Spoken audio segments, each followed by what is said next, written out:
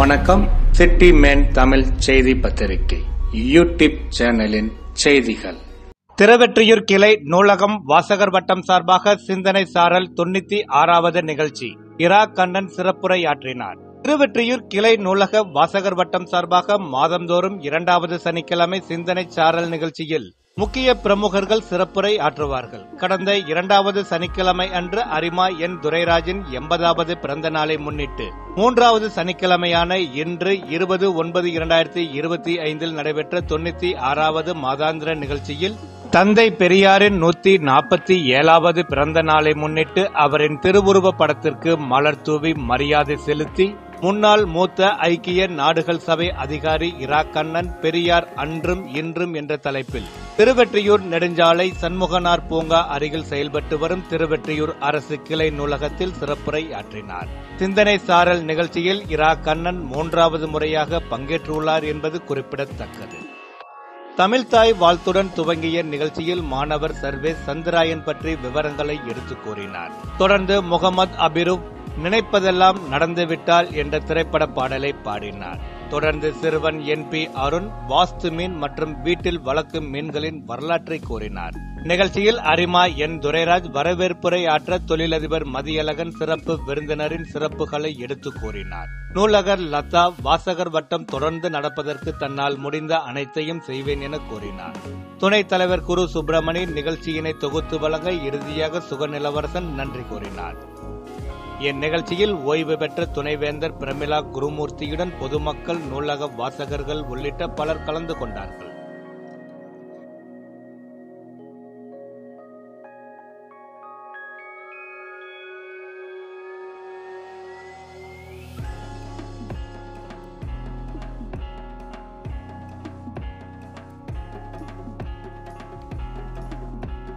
சிந்தனை சாரல் 96வது மாதாந்திர நிகழ்ச்சியின் விரிவான வீடியோ தொகுப்பு.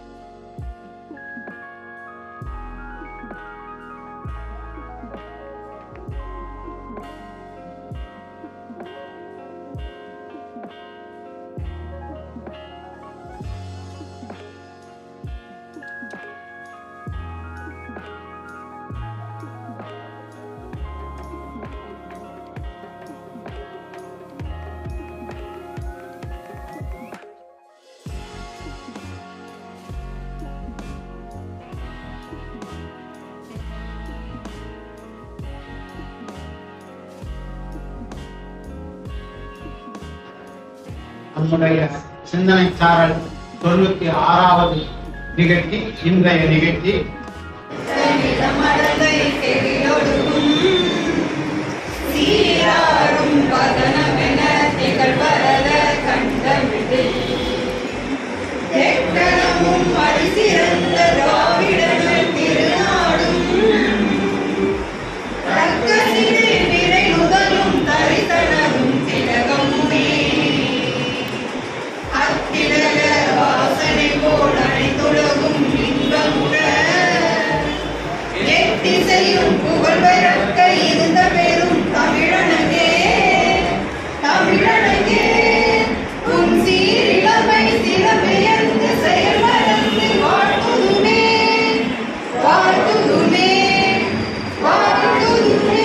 சிந்தனை சாரல் நிகழ்ச்சி 96வது நிகழ்ச்சி.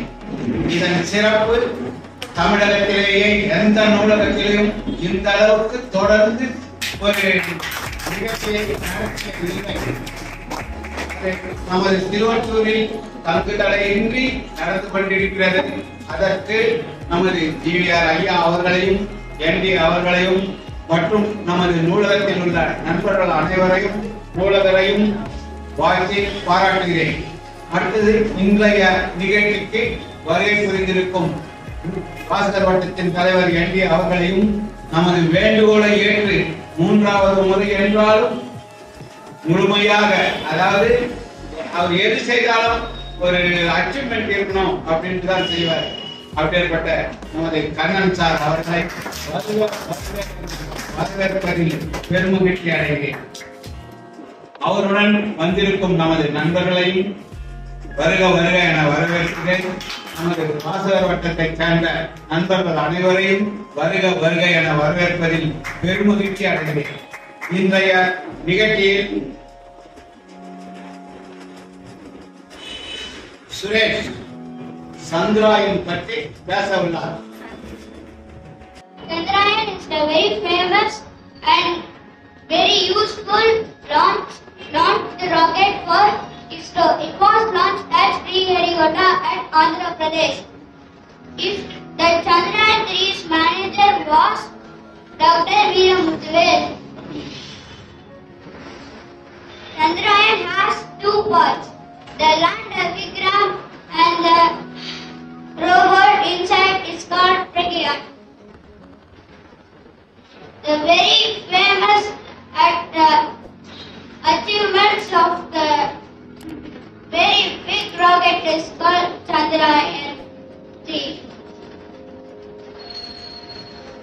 The Chandrayaan 3 was launched at July 13, 2025 and it was landed on the moon was called August 23, 2023. It was one of the efficient for ISRO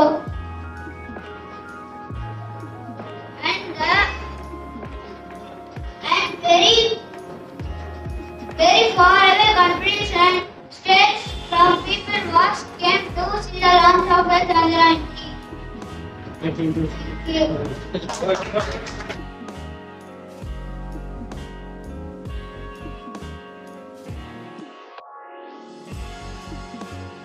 எல்லாம் நடந்து விட்டால் தெய்வம் ஏதுமில்லை, நடந்ததையே நினைத்திருந்தால் அமைதி என்றும் இல்லை. நினைப்பதெல்லாம் நடந்து விட்டால் தெய்வம் ஏதுமில்லை, நடந்ததையே நினைத்திருந்தால் அமைதி என்றும் இல்லை. முடிந்த கதை தொடர்வதில்லை இறைவன் ஏட்டினிலே, தொடர்ந்த கதை முடிவதில்லை மனிதன் வீட்டினிலே. நினைப்பதெல்லாம் நடந்து விட்டால் தெய்வம் ஏதுமில்லை, நடந்ததையே நினைத்திருந்தால் அமைதி என்றும் இல்லை. ஆயிரம் வாசல் இதயம் அதில் ஆயிரம் எண்ணங்கள் உதயம். யாரோ வருவார் யாரோ இருப்பார், வருவதும் போவதும் தெரியாது. ஆயிரம் வாசல் இதயம் அதில் ஆயிரம் எண்ணங்கள் உதயம். யாரோ வருவார் யாரோ இருப்பார், வருவதும் போவதும் தெரியாது. ஒருவர் மட்டும் குடியிருந்தால் துன்பம் ஏதுமில்லை, ஒன்றிருக்க ஒன்று வந்தால் என்றும் அமைதி இல்லை. நினைப்பதெல்லாம் நடந்து விட்டால் தெய்வம் ஏதுமில்லை, நடந்ததையே நினைத்திருந்தால் அமைதி என்றும் இல்லை. எங்கே வாழ்க்கை தொடங்கும், அது எங்கே எவ்விதம் முடியும்? இதுதான் பாதை, இதுதான் பயணம் என்பது யாருக்கும் தெரியாது. எங்கே வாழ்க்கை தொடங்கும், அது எங்கே எவ்விதம் முடியும்?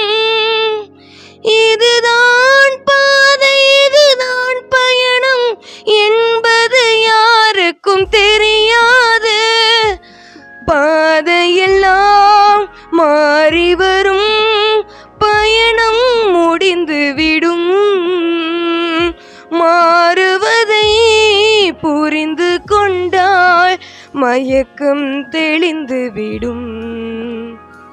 நினைப்பதெல்லாம் நடந்து விட்டால் தெய்வம் ஏதும் இல்லை. நடந்ததையே நினைத்திருந்தால் அமைதி என்றும் இல்லை. முடிந்த கதை தொடர்வதில்லை இறைவன் ஏட்டினிலே. தொடர்ந்த கதை முடிவதில்லை மனிதன் வீட்டினிலே. நினைப்பதெல்லாம் நடந்து விட்டால் தெய்வம் ஏதும் இல்லை. நடந்ததையே நினைத்திருந்தால் அமைதி என்றும் இல்லை.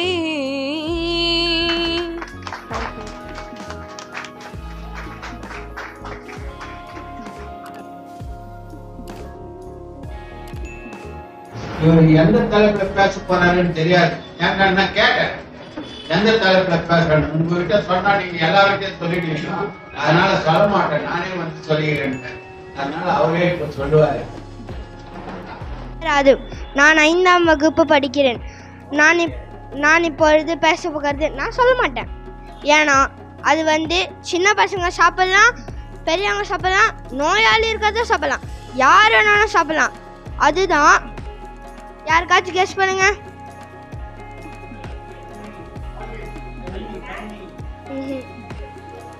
மீன். அது நோய்வாய்ப்பட்டவங்களும் சாப்பிடலாம், யார் வேணாலும் சாப்பிடலாம். அதுல நிறைய வெரைட்டி இருக்கு.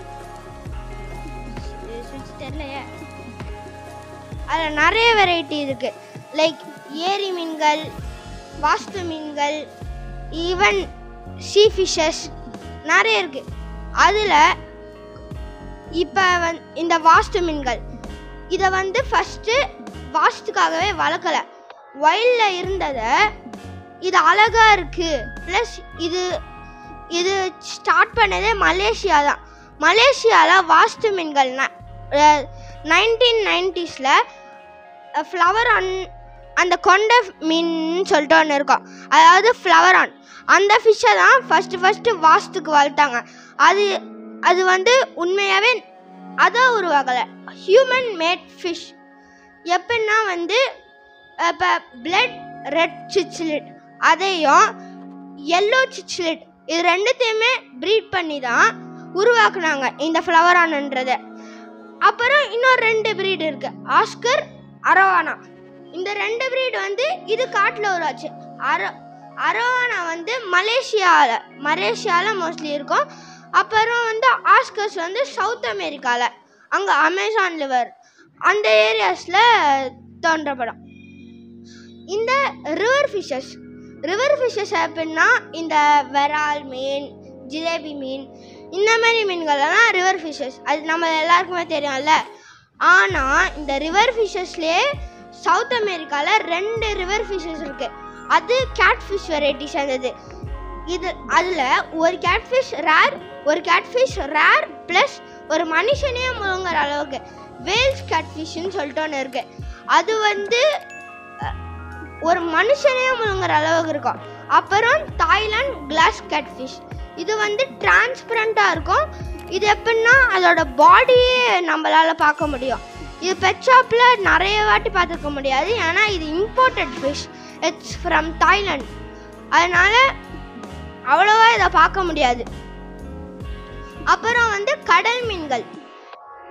நான் வந்து இப்போ வளர்க்குற கடல் மீன்கள்னால் எனக்கு சாப்பிட்றது பற்றி அவ்வளோவா தெரியாது. அதனால் நான் வளர்த்துட்ருக்கேன். வளர்க்குறதுல க்ளவுன் ஃபிஷ், அப்புறம் ஷார்க்குலேயே 2 வெரைட்டி இருக்குது. ஒரு ஷார்க்கு நம்மளால் வளர்க்க முடியாது, அது நம்மளே சாப்பிட்றோம். ஆனால் இன்னொரு ஷார்க்கு நம்மளால் வளர்க்கலாம், ஆனால் அது கடல் மீன் கிடையாது, அது வந்து பெட் ஃபிஷ். இது எப்படின்னா வந்து இவங்களே மனுஷங்க உருவாக்குனது தான். இது அவங்களே ஃபார்மலையே வச்சு ப்ரீட் பண்ணி குட்டிப்பட வச்சு அதை சேல் பண்ணாங்க. அப்புறம் நான் ஒரு மெயினான ஃபிஷ் நம்ம எல்லாருக்குமே பிடிக்கும். எல்லாம் தொகையெல்லாம் வச்சுக்கிட்டு அழகாக இருக்கும். சில பேர் வீட்டில் வளர்த்து கூட இருப்போம். ஃபைட்டர் ஃபிஷ், அதாவது சியாமீஸ் ஃபைட்டிங் ஃபிஷ், பீட்டா ஃபிஷ்ன்னு கூட சொல்லலாம். இது வந்து எப்படி வந்துச்சுன்னா ஸ்ப்ளெண்டன்ஸ்ன்னு சொல்லிட்டு ஒரு டைப் இருக்குது. நம்ம வாங்குகிற எல்லா ப்ரீடுமே ஸ்ப்ளெண்டன்ஸ் தான். ஸ்ப்ளெண்டன்ஸ் வந்து காமனாக கிடைக்கிறது. இதை வந்து மற்ற நார்மலாக சில பீட்டாஸ் இருக்கும் ஒயிட் கலரில், அந்த பீட்டாஸ் கூட கிராஸ் ப்ரீட் பண்ணி உருவாக்குறது. இதில் பீட்டாஸ்லேயே ரேர் டைப்ஸ் இருக்குது. என்ன மாதிரினா லைக் மகாசயன்சஸ்ன்னு சொல்லுவாங்க. இப்போ அது ஒயில்லையே ஒரு 500 கிட்ட தான் இருக்குது. ஏன்னா அது எக்ஸிஸ்டிங் ஸ்பீசிஸ். அப்புறம் வந்து ஃப்ளவர் ஆன் சேனலில் வாஸ்து மீன், அதுலேயே 4 டைப் மட்டும் ரொம்ப வைப்ரண்ட் கலரில் இருக்கும். எஸ்ஆர்டி, கேஎம்எல், ஜிபி, கம்பா. இது 4மே தான் மோஸ்ட்லி இந்த அந்த ஃப்ளவர் ஆன் ஃபிஷ்லேயே இதை மோஸ்ட்டாக வளர்க்கப்படுறது. அப்புறம் வந்து இந்த ஃப்ளவர் ஆனில் கூட ஒரு ரேர் டைப் இருக்குது, சூப்பர் ரெட் மங்கின்னு சொல்லுவாங்க. அது வந்து எப்படி இருக்கும்னா ஃபுல் ரெட் கலரில் பிங்கிஷாக இருக்கும். இந்த நான் இன்னும் நிறைய நெக்ஸ்ட் மீட்டிங்கில் இன்னும் நிறைய சொல்கிறேன். அப்புறம் நான் புதுசாக ஒரு பாட்டு கூட எழுதிட்டு இருக்கேன். அந்த பாட்டு பற்றி நெக்ஸ்ட் மீட்டிங்கில் அந்த பாட்டை பாடுறேன்.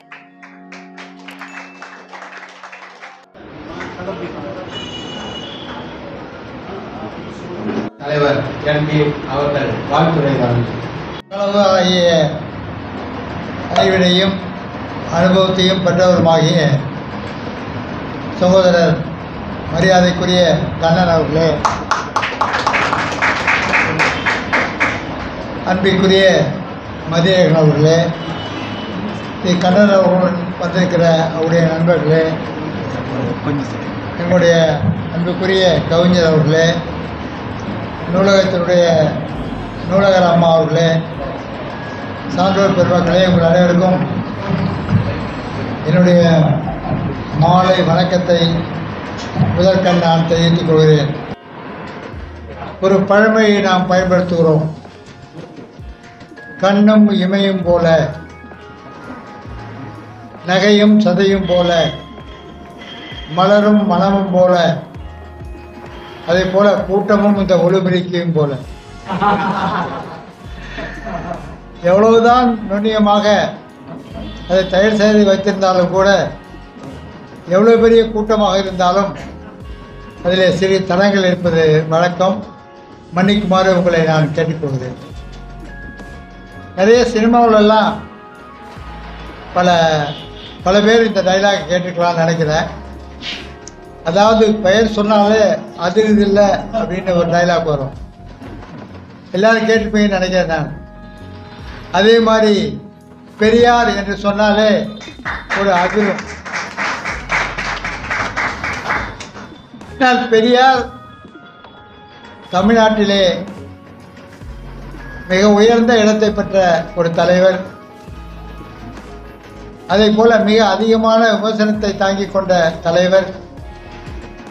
தன் உயிர் உள்ளவரை தான் எடுத்துக்கொண்ட கொள்கைக்காக கடைசி வரை இந்த மக்கள் மத்தியிலே நின்ற ஒரு மாபெரும் தலைவர் பெரியார் அவர்கள்.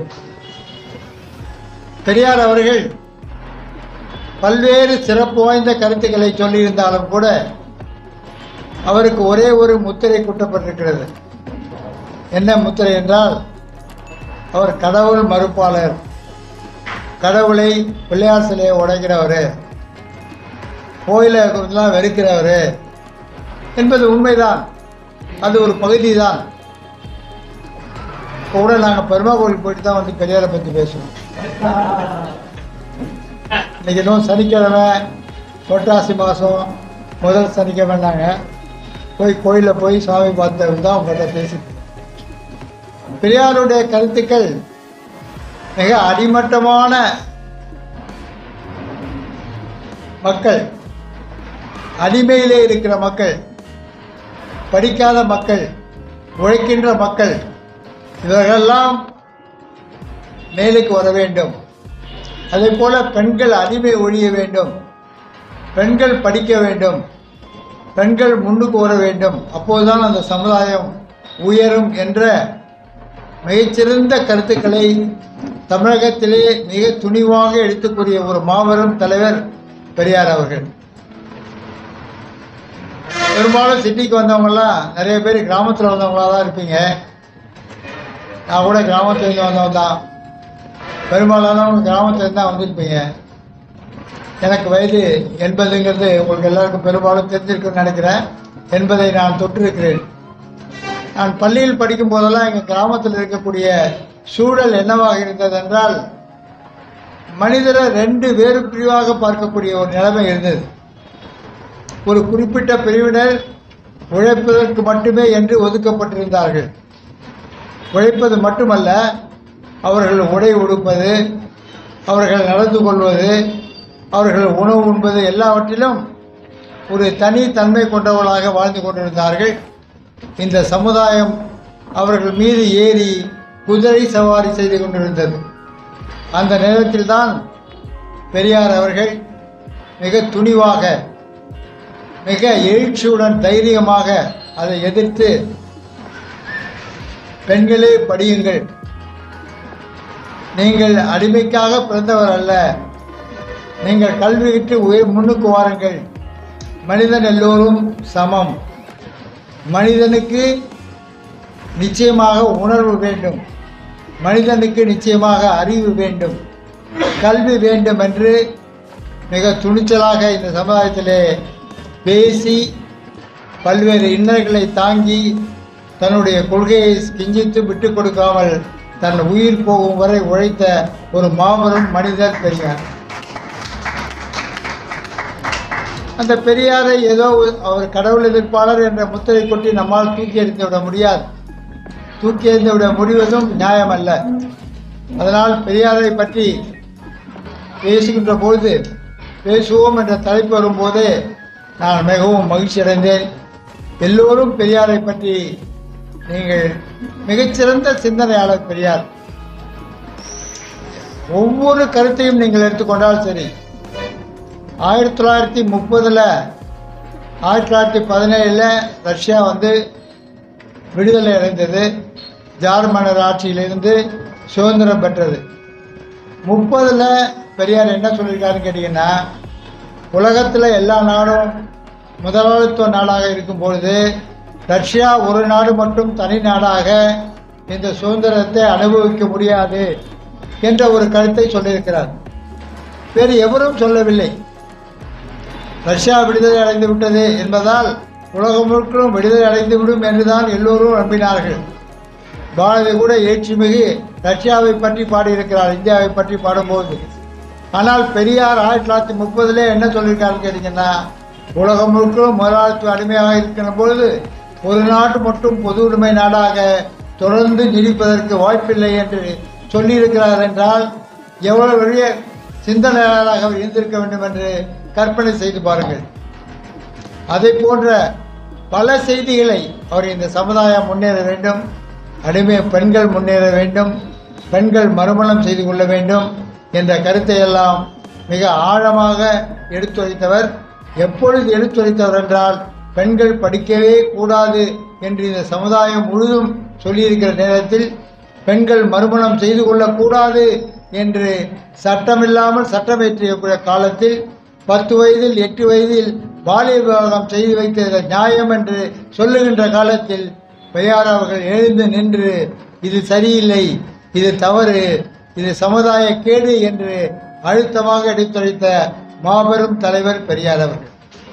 எனவே பெரியார் அவர்களால் இன்றைக்கு இருக்கின்ற சமுதாயத்திலே உயர்ந்திருக்கிற அந்த நிலை, அன்றைக்கு அடிமையாக ஆக்கப்பட்டிருந்த மனித சமூகம் இன்றைக்கு எழுந்து நிற்கிறது என்றால், பெரியார் சொல்லிய, பெரியார் கூறிய, பெரியார் எழுந்து நின்று வீறு கொண்டு உரைத்த அந்த உரை ஒரு காரணம் என்பதை யாரும் மறக்க முடியாது. பெரியாரை போற்றுவோம், பெரியாருடைய நல்ல கருத்துக்களை நாம் எடுத்துக்கொள்வோம், பெரியார் கூறிய கருத்துக்கிணங்க பெண்களுக்கு நாம் நல்ல உரிமை கொடுப்போம், சுதந்திரம் கொடுப்போம். பெண்கள் உரிமை என்றால் நம்ம என்ன நினச்சிருக்கோம்னா பெண்கள்லாம் வேலைக்கு போயிட்டாங்க, பெண்கள்லாம் பேண்ட் போடுறாங்க, டிஷர்ட் போடுறாங்க, பெண்களும் அலுவலர்களாக போகிறாங்க என்றதை நம்பி பெண்களுக்கு விடுதலை கட்சி நடக்கிறோம். விடுதலை என்பது என்னென்னா, எப்படி ஒரு ஆணுக்கு ஒரு கருத்தை பற்றிய எண்ணுவதற்கு செயல்படுவதற்கு ஒரு சுதந்திரம் இருக்கிறதோ, அதை போன்று ஒரு பெண்ணுக்கும் ஒரு கருத்தை பற்றிய சுதந்திரமான எண்ணம், சுதந்திரமான சிந்தனை, சுதந்திரமான செயல்பாடு இருந்தால் என்றைக்கு அது வருகிறதோ அப்பொழுதுதான் பெண்களுக்கு முழுமையான சுதந்திரம் கிடைத்திருக்கிறது என்று நாம் எடுத்துக்கொள்ள வேண்டுமே தவிர, ஏதோ ஜீன்ஸ் டிஷர்ட் போட்டுவிட்டால் ஒரு ஆண்களுக்கு நிகராகிவிட்டது என்பது வெளி தோற்றமே அன்றி உண்மையான ஒரு ஈக்குவாலிட்டி இல்லை என்பதை நீங்கள் எல்லோரும் மனதில் வைத்துக் கொண்டு கேட்டுக்கொண்டு, நம்முடைய நூலகர் அம்மா வந்திருக்கிறார்கள். அவர்கள் இன்றைக்கு நூலகத்தை மேம்பாடு செய்து கொண்டிருக்கிறார் என்றால் நமக்கெல்லாம் பெரிய மகிழ்ச்சி. அந்த அளவுக்கு பெண்கள் எல்லாவற்றிலும் முன்னேற வேண்டும் என்று பெரியார் சொன்னது இன்றைக்கு நினைவுக்கு வந்து கொண்டிருக்கிறது, நடைமுறை நடந்து கொண்டிருக்கிறது. இன்னும் நாம் வளர வேண்டும், இன்னும் நாம் சிந்திக்க வேண்டும், இன்னும் நாம் முன்னேற்ற பாதையை நோக்கி நடக்க வேண்டும் என்பதை உங்கள் மத்தியிலே சுருக்கமாக சொல்லிக்கொண்டு, பெரியாரை பற்றி பேசுவதென்றால் எனக்கு நேரம் போதாது, மிக அதிகமான ஆர்வம் அதிகம் என்றாலும் கூட நம்முடைய முக்கிய பேச்சாளர்கள் உலகளாவிய சிந்தனை பெற்றவர்கள். எல்லாம் நமக்கு பெரிய செய்தி என்னன்னு கேட்டிங்கன்னா, இன்னைக்கு விஜய் என்ன சொல்கிறாரு, எடப்பாடி என்ன சொல்கிறாரு, அல்லது பிஜேபி என்ன சொல்லுது என்று நாம் நினைத்து கொண்டு இருக்கிறோம். அது மட்டும் அரசியலோ, அது மட்டும் பொருளாதாரமோ, அது மட்டும் வாழ்க்கை அல்ல. இதை தாண்டி தமிழ்நாடை தாண்டி இந்தியா இருக்கிறது, இந்தியாவை தாண்டி உலகம் இருக்கிறது, உலகத்தை தாண்டி பல்வேறு அரசியல்கள் நம் மத்தியிலே உழவை கொண்டிருக்கிறது, நம்மை ஆட்டிவித்துக் கொண்டிருக்கிறது. இதையெல்லாம் பற்றி எடுத்துச் சொல்வதற்கு நம்முடைய ஊடகங்களோ பத்திரிகைகளோ தயாராக இல்லை, நாமும் படிப்பதற்கு தயாராக இல்லை.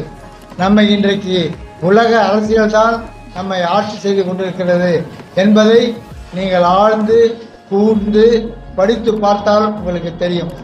இப்பொழுதெல்லாம் கண்கூடாவே பார்க்குறோம்.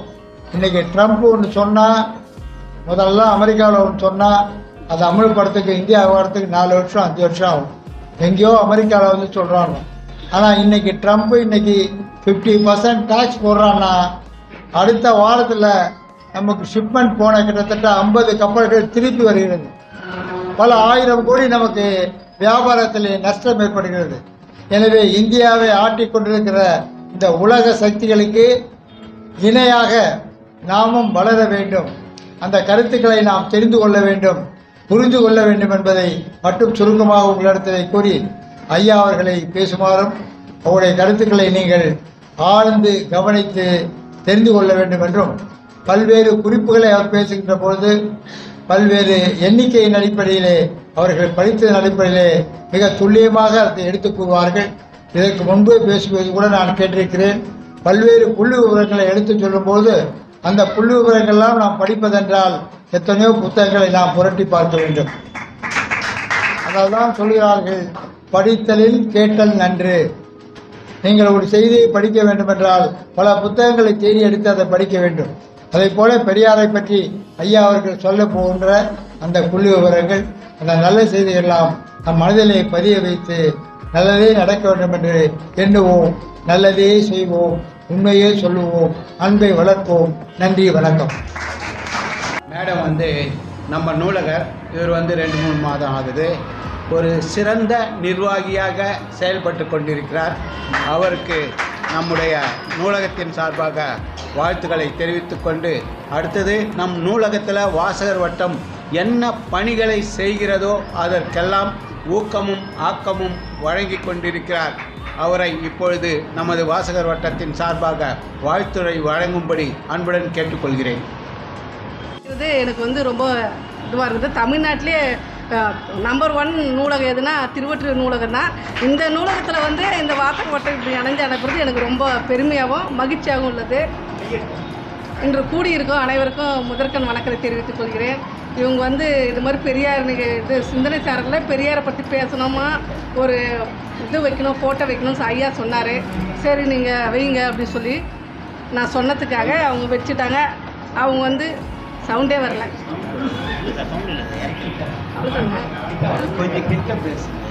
தொண்ணூத்தராவது மாதம் நடத்துறது ரொம்ப குறிப்பாக உள்ளது. தமிழ்நாட்டில் இது நம்பர் 1 நூலகம் மாதிரியும் வாசகர்கள் வந்து வாசகர் வட்டம் ரொம்ப சிறப்பாக செய்கிறாங்க. இதை நினைக்கும் எனக்கு ரொம்ப சந்தோஷமாக இருக்குது. அதுவும் அறிவியல் இதுவும் அவங்களும் இணைஞ்சு செய்கிறாங்க. இந்த நூலகத்தில் வந்து இது செய்கிறது ரொம்ப சிறப்பு. இவங்களுக்கு என்ன உதவி செய்யணுமோ என்னால் முடிஞ்ச உதவியை இனிமேல் செய்வேன். இப்போ வரை செய்கிறேன். இனி இருக்கிற நாள்லையும் நான் ரிட்டையர்ட் இருக்கணும்னு நினைக்கிறேங்க. அப்படி இருக்கும்போது என்னால் முடிஞ்ச உதவி நான் செய்கிறேன்ட்டு சொல்லிக்கிறேன். தொடர்ந்து இவங்க இந்த வாசகர் வட்டத்து மூலம் இந்த நிகழ்ச்சியை நடத்தும்படி கேட்டுக்கொள்கிறேன். நன்றி. அடுத்ததாக மதியழகன் அவர்கள் சிறப்பு விருந்தினரை அறிமுகப்படுத்துவார். நமது சிறப்பு விருந்தினரை பற்றி சொல்லணும்னா, நம்ம நூலகத்தில் வாசகர் வட்ட சார்பாக 3வது முறையாக பேச வருகை தந்திருக்கிறார்கள்.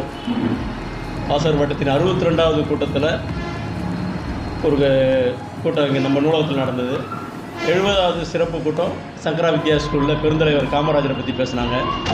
மிக அற்புதமாக பேசக்கூடிய திரு கண்ணன் அவர்கள் நம்ம வடசென்னை பகுதியை சேர்ந்தவர். வடசென்னை பகுதியில் சிங்கார தோட்டத்தை சேர்ந்த அவர் சென்னை புதுக்கல்லூரியில் இளங்கலை, சென்னை சட்டக்கல்லூரியில் சட்டம், அமெரிக்காவின் ஜார்ஜியா பல்கலைக்கழகத்தில் சட்டத்தில் முதுகலை பட்டம், டப்ஸ் பல்கலைக்கழகத்தில் பன்னாட்டு உறவுகளில் முனைவர் பட்டமும் பெற்றவர். திரு கண்ணன் அவர்கள் 1988-89 சென்னை சட்டக்கல்லூரியில் குறுகிய காலம் ஆசிரியராக பணியாற்றியவர். கிட்டத்தட்ட 3 தசாப்தங்களை கொண்ட அவரது ஐநா பணியில் யுகோஸ்லேவியாவில் இருந்து பிரிந்த நாடுகளான குரோசியா, போஸ்னியா, வடக்கு மாசிடோனியா, கோசோவா ஆகிய நாடுகளில் மட்டுமல்லாமல் சைப்ரஸ், ஆப்கானிஸ்தான், ஈராக், சூடான் மற்றும் சோமாலியா ஆகிய நாடுகளிலும் ஐக்கிய நாடுகளின் அரசியல் விவகாரங்கள் மற்றும் அமைதி காப்புத் துறையில் மூத்த அரசியல் விவகார அதிகாரி உள்ளிட்ட பதவிகளை வகித்துள்ளார். அண்ணா, எம்ஜிஆர் ஆகியோரின் சுயசரிதைகளை அடுத்து அவரது திமுக காலங்கள், அதாவது டிஎம்கே இயர்ஸ் என்ற நூல் சென்ற ஆண்டு வெளியானது. திரு கண்ணன் அவர்கள் இந்திய அரசியல் மற்றும் சர்வதேச விவகாரங்கள் குறித்து எழுதுகிறார் மற்றும் பேசுகிறார். The Hindu, Times of India, New Indian Express, Outlook மற்றும் தினமணி உள்ளிட்ட ஏடுகளில் அவரது கட்டுரைகள் ஏராளமானது வெளிவந்துள்ளன. மேலும் யூடியூபில் அதிகம் தேடப்படும் விமர்சகர் என்ற சிறப்பும் அவருக்கு உண்டு. அதை எல்லாற்றையும் விட நம்ம வாசகர் வட்டத்தில் அவர் என்றைக்கு முதல்ல பேச வந்தாரோ அன்னையிலேருந்து எங்கள் வாசகர் வட்ட நிர்வாகிகளுக்கெல்லாம் எல்லாருக்கும் ஒரு சிறந்த நண்பராக இருந்துகிட்ருக்காரு.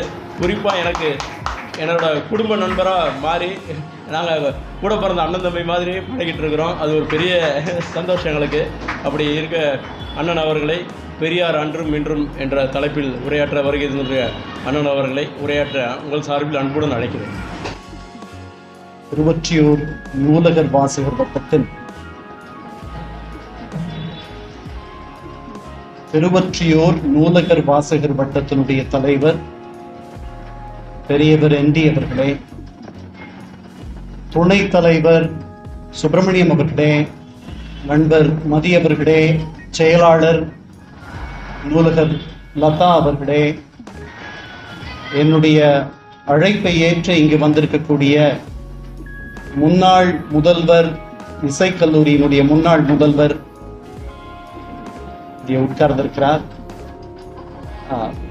டாக்டர் பிரமிளா குருமூர்த்தி அவர்களே,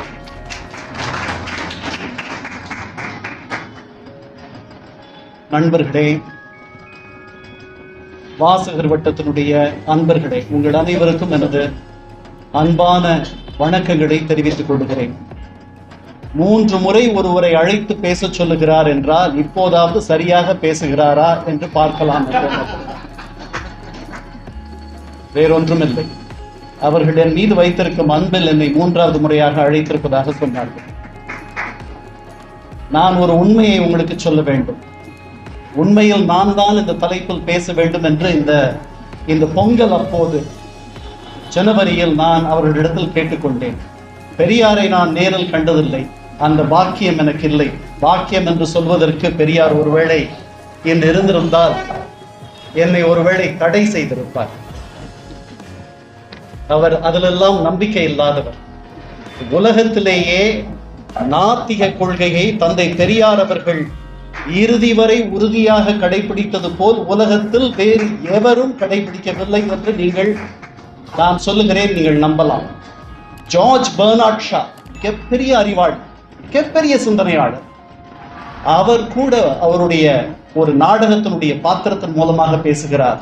Too Good to Be True என்ற நாடகம். அந்த நாடகத்தில் உள்ள ஒரு பாத்திரம் சொல்லுகிறது, நான் நம்பிக்கை வைத்த இந்த அறிவியல் திவாலாகிவிட்டது. இந்த அறிவியல் காட்டக்கூடிய இதனுடைய முட்டாள்தனம் பல பல பூஜாரிகள் நடத்தக்கூடிய அற்புதங்களை காட்டிலும் மிக மோசடித்தனமாக இருக்கிறது என்றெல்லாம் பெர்னார்ட் ஷா இறுதி காலத்தில் பேசியிருக்கிறார். பெர்ட்ரண்ட் ரசல் இங்கிலாந்தினுடைய மிகப்பெரிய அறிஞர், அவர் இறுதி வரை நாத்திகராகவே இருந்தார். நமக்கு அமெரிக்காவிலிருந்து ஒருவரை தெரியும், அவரை அறிமுகப்படுத்தியதற்கு கூட இந்த திராவிடர் இயக்கம் தான் காரணம். Robert Ingersoll. அவரை உலகம் முழுக்க மற்றவர்களுக்கு தெரியுமா என்று தெரியாது. ஆனால் இந்த திராவிட இயக்கம் இங்கர்சால் என்று சொல்லி ஒரு 100-150 ஆண்டுகளுக்கு முன்பாக வாழ்ந்தவர். அவர் பேசுவதை கேட்டாலே மக்கள் கிறங்கி போவார்கள். ஆனாலும் அவர் பின்பு யாரும் வரவில்லை.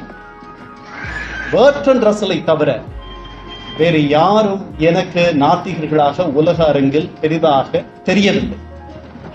அப்படியே தெரிந்தாலும் கூட அவர்கள் பின்பாக இத்தனை ஆயிரம் குடும்பங்கள் தங்களுடைய வாழ்க்கையே அர்ப்பணம் செய்து கொண்டு ஒரு தவமாக அவர் காட்டிய வழியில் செல்வதற்கு ஒரு மதத்தையே உருவாக்கிய ஒரு மாபெரும் தலைவர் என்றால் அது தந்தை பெரியார். அவரே சொல்லுகிறார், 1965 திருச்சியில் இருக்கிறார். வாஷிங்டன் திருமணம் எழுதிய சா விஸ்வநாதன் சாவியும் இதயம் பேசுகிறது மணியனும் 2 பேரும் அவரை பேட்டி காண போகிறார்கள். அவருக்கு 1965 அவருக்கு ஒரு 85 வயது இருக்கும். பழுத்த பழம் உட்கார்ந்திருக்கிறார் தரையில். இவர்கள் உள்ளே செல்லுகிறார்கள். வாங்க வாங்க என்று வாய் நிறைய வரவேற்கிறார். 2 பேரும் பெரிய பிராமணர்கள். 4 மணி நேரம் அவரை பேட்டி காணுகிறார்கள். அந்த பேட்டியெல்லாம் ஆன்லைனில் இருக்கிறது விகடனுக்காக. அந்த பேட்டியில் ஒரு இடத்தில் பெரியார் அசையாமல் அவர்களுக்கு பதில் சொல்லிக் கொண்டிருக்கிறார். சாவி சொல்லுகிறார், என்னால் ஒரே இடத்தில் உட்கார முடியவில்லை. நான் இடது காலை இந்த பக்கம் போடுகிறேன், வலது காலை அந்த பக்கம் போடுகிறேன். ஒரு 10 முறை எழுந்து போய்விட்டார் மணியன். என்னால் ஒரே இடத்தில் நிற்க முடியவில்லை, உட்கார முடியவில்லை. பெரியார் அசையாமல் ஆடாமல் நாங்கள் கேட்கிற கேள்விகளுக்கு சலிக்காமல் பதில் சொல்லிக் கொண்டிருக்கிறார். காஃபி வருகிறது. பெரியசாமி என்ற ஒரு உதவியாளர் காஃபியை எடுத்துக்கொண்டு வருகிறார். வந்தவுடன் அதை வாங்கி குடிக்கும் பொழுதே சாவி கேட்கிறார், ஐயா, இந்த வேதமெல்லாம் ஒரு 30 வருஷம் முன்னாடி இருந்துச்சு. இப்ப நாங்க இங்க உங்ககிட்ட காஃபி சாப்பிடலையா? பெரியார் அவரை உற்று பார்க்கிறார். அதை அழகாக எழுதுகிறார் சாவி. வெங்காயம், இதெல்லாம் நான் பண்ண பிரச்சாரத்தால தானே என்று சொல்லிவிட்டு, புத்தனுக்கு அப்புறம் இப்படி பிரச்சாரம் செய்த ஒரே ஆள் நான் தானேன்னு சொல்றார். அதான் உண்மை. புத்தனுக்கு பின்பாக கொத்து கொத்தாக மனிதர்கள் அவர்களுடைய வாழ்க்கையை துறந்து விட்டு அவர்களுடைய மனைவிமார்களை, இல்லங்களை வாழ்வில் துறவியாக மாற வேண்டும் என்று சொல்லி அவருடைய பாதையில் அவர்கள் சென்று விட்டார்கள். ஆதி சங்கரர் மட்டும் பிறக்கவில்லை என்றால் இந்த நாடு பௌத்த நாடாக மாறியது. ஒரு ஆதி சங்கரர் புத்தனை வெற்றி கொள்ள வேண்டி இருந்தது. இந்த மண்ணு நாயன்மார்களும் ஆழ்வார்களும் பக்தி இலக்கியமும் பிறந்த ஒரு மண். இந்த மண்ணில் சமணத்தை குழி தோண்டி புதைத்த பக்தி பெருக்கெடுத்து ஓடிய ஒரு மண். இந்த மண்ணில் பக்தி இலக்கியத்திற்குத்தான் மிகுந்த செல்வாக்கு. சித்தர்களும் முத்தர்களும் முக்தர்களும் ஞானிகளும் ஆழ்வார்களும் நாயன்மார்களும் நடந்த இந்த மண்ணில் ஒரு கிழவன் நமக்கு பொருந்தாத, நாம் கேட்பதற்கே கூசுகின்ற செய்திகளை நம்மிடத்தில் சொன்னான். இது 147வது பிறந்த நாள். இந்த பிறந்த நாளில் இந்த சர்ச்சைக்குரிய மனிதனை பற்றி நாம் ஏன் நினைவு கொள்ளுகிறோம் என்றால், ஒரு குழந்தை பிறக்கிறது. தந்தை வெளிநாட்டுக்கு போய் வேலை செய்ய போய்விடுகிறார். ஒரு 25 ஆண்டுகளுக்கு பிறகு வந்து அந்த குழந்தையை பார்க்கிறார். அந்த குழந்தையை வளர்ப்பதற்கு அந்த அன்னையார் எவ்வளவு துன்பப்பட்டார்கள், கஷ்டப்பட்டார்கள், எப்படி வயிற்றில் நெருப்பை கட்டி கொண்டு அந்த குழந்தையை வளர்த்தார்கள் என்று அவருக்கு தெரியாது. அப்போதைக்கு விசாரிப்பார், அவ்வளவுதான். அவர் திரும்பி வந்து வளர்ந்த ஒரு பெண்ணை, ஒரு 25 வயது பெண்ணை பார்க்கிறார். அவருக்கு தெரியாது அவருடைய மனைவி பட்ட துன்பம். அதுபோல் இன்று தமிழகம் இருக்கிறது. இந்த தமிழகத்தை கொண்டு வர இந்த கிழவன் பட்ட கஷ்டம் இன்று யாருக்கும் தெரியும். அவர்கள் இந்த தமிழகத்தை பார்க்கிறார்கள். நம்முடைய பிள்ளைகள், நம்முடைய பேர குழந்தைகளுக்கு இந்த கிழவன் இதை நிர்மாணித்த சிற்பி என்பது அவர்களுக்கு சற்றும் தெரியாது. ஒரு காலத்தில் ரயில்வே ஸ்டேஷன்களில் பிராமணர்கள் சாப்பிடுவதற்கென்று தனியாக இடம், மற்றவர்கள் சாப்பிட தனியாக இடம் என்று 1940 வரைக்கும் இருந்ததை மாற்றியவன் இந்த கிழவன். பிராமணாள் காஃபி சாப்பிடும் இடம் காஃபி ஹோட்டல் என்று இருந்ததை மாற்றியவர் இந்த கிழவன். நம் வீட்டிற்கு வந்து ஒரு உயர்ஜாதிக்காரர் வந்து நாம் கொடுக்கக்கூடிய நீரை குடிக்கிறார் என்றால் அதற்கு காரணம் அந்த வித்தையை, அந்த ரசவாத வித்தையை செய்தவர் இந்த தொண்டு கிழவன். அதனால்தான் பாரதிதாசன் சொன்னால், தொண்டு செய்து பழுத்த பழம், தொண்டு செய்து பழுத்த பழம் தூயதாடி மார்பில் விழும், மண்டை சுரப்பை உலகு தொழும், மனக்குகையில் சிறுத்தை எழும். அந்த கிழவன் யாருக்கும் பயந்து வந்தது. அப்படிப்பட்ட ஒரு கிழவன். இதைவிட மிக அழகாக கண்ணதாசனுக்கும் பெரியாருக்கும் எல்லாம் சிக்கல் எல்லாம் வந்திருக்கிறது. ஆனால் பெரியாரை பற்றி மிக அழகாக கண்ணதாசன் ஒரு எழுதுகிறார். ஒவ்வொரு வரியும் உண்மை.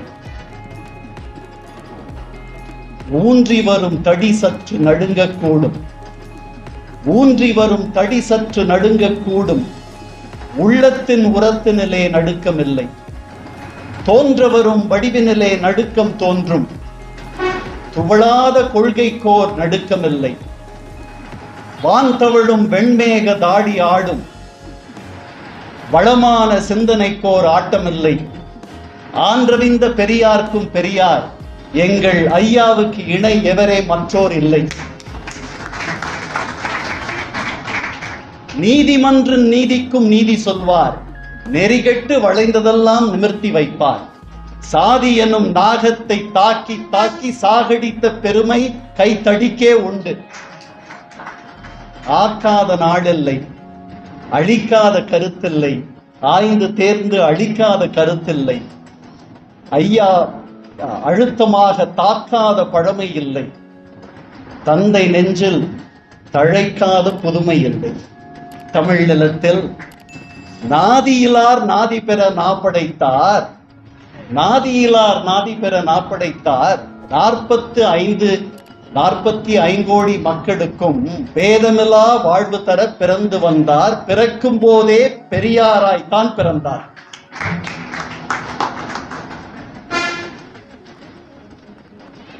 பெரியாரை பற்றி நீங்கள் எவ்வளவோ கேட்டிருப்பீர்கள். நான் அவரை பார்த்ததில்லை. ஆனால் அவருடைய உழைப்பினுடைய வெளிப்பாடு என்னை போன்றவர்கள் என்று எண்ணுகிறேன். எனக்கு எனக்கு எனக்கு தெய்வ உருவல், நான் பெரியாரை பற்றி பேசிக் கொண்டிருக்கையிலேயே தெய்வம், பாக்கியம், வரம் என்றெல்லாம் சொல்லிக் கொண்டிருக்கிறேன். I'm agnostic. அக்னாஸ்டிக் என்பது இருக்கிறதா இல்லையா, அவன் இருக்கிறானா இல்லையா என்று தெரியாத ஒரு நிலை. அந்த நிலையில் நான் இருக்கிறேன். எனக்கு மனித உருவில் பல தெய்வங்கள் என்னை உயர்த்தி விட்டிருக்கிறார். அதில் ஒருவர் ஹரிசங்கர். அவர் என்னிடத்தில் எப்போதும் பெரியாரை பற்றி சொல்லுவார். ஒவ்வொரு ஊருக்கும் இந்த கிழவன் சென்று படிங்கடா படிங்கடா, அப்பத்தான் மேல வருவீங்க என்று சொல்லுவார். நான் அவரை பார்த்ததில்லை.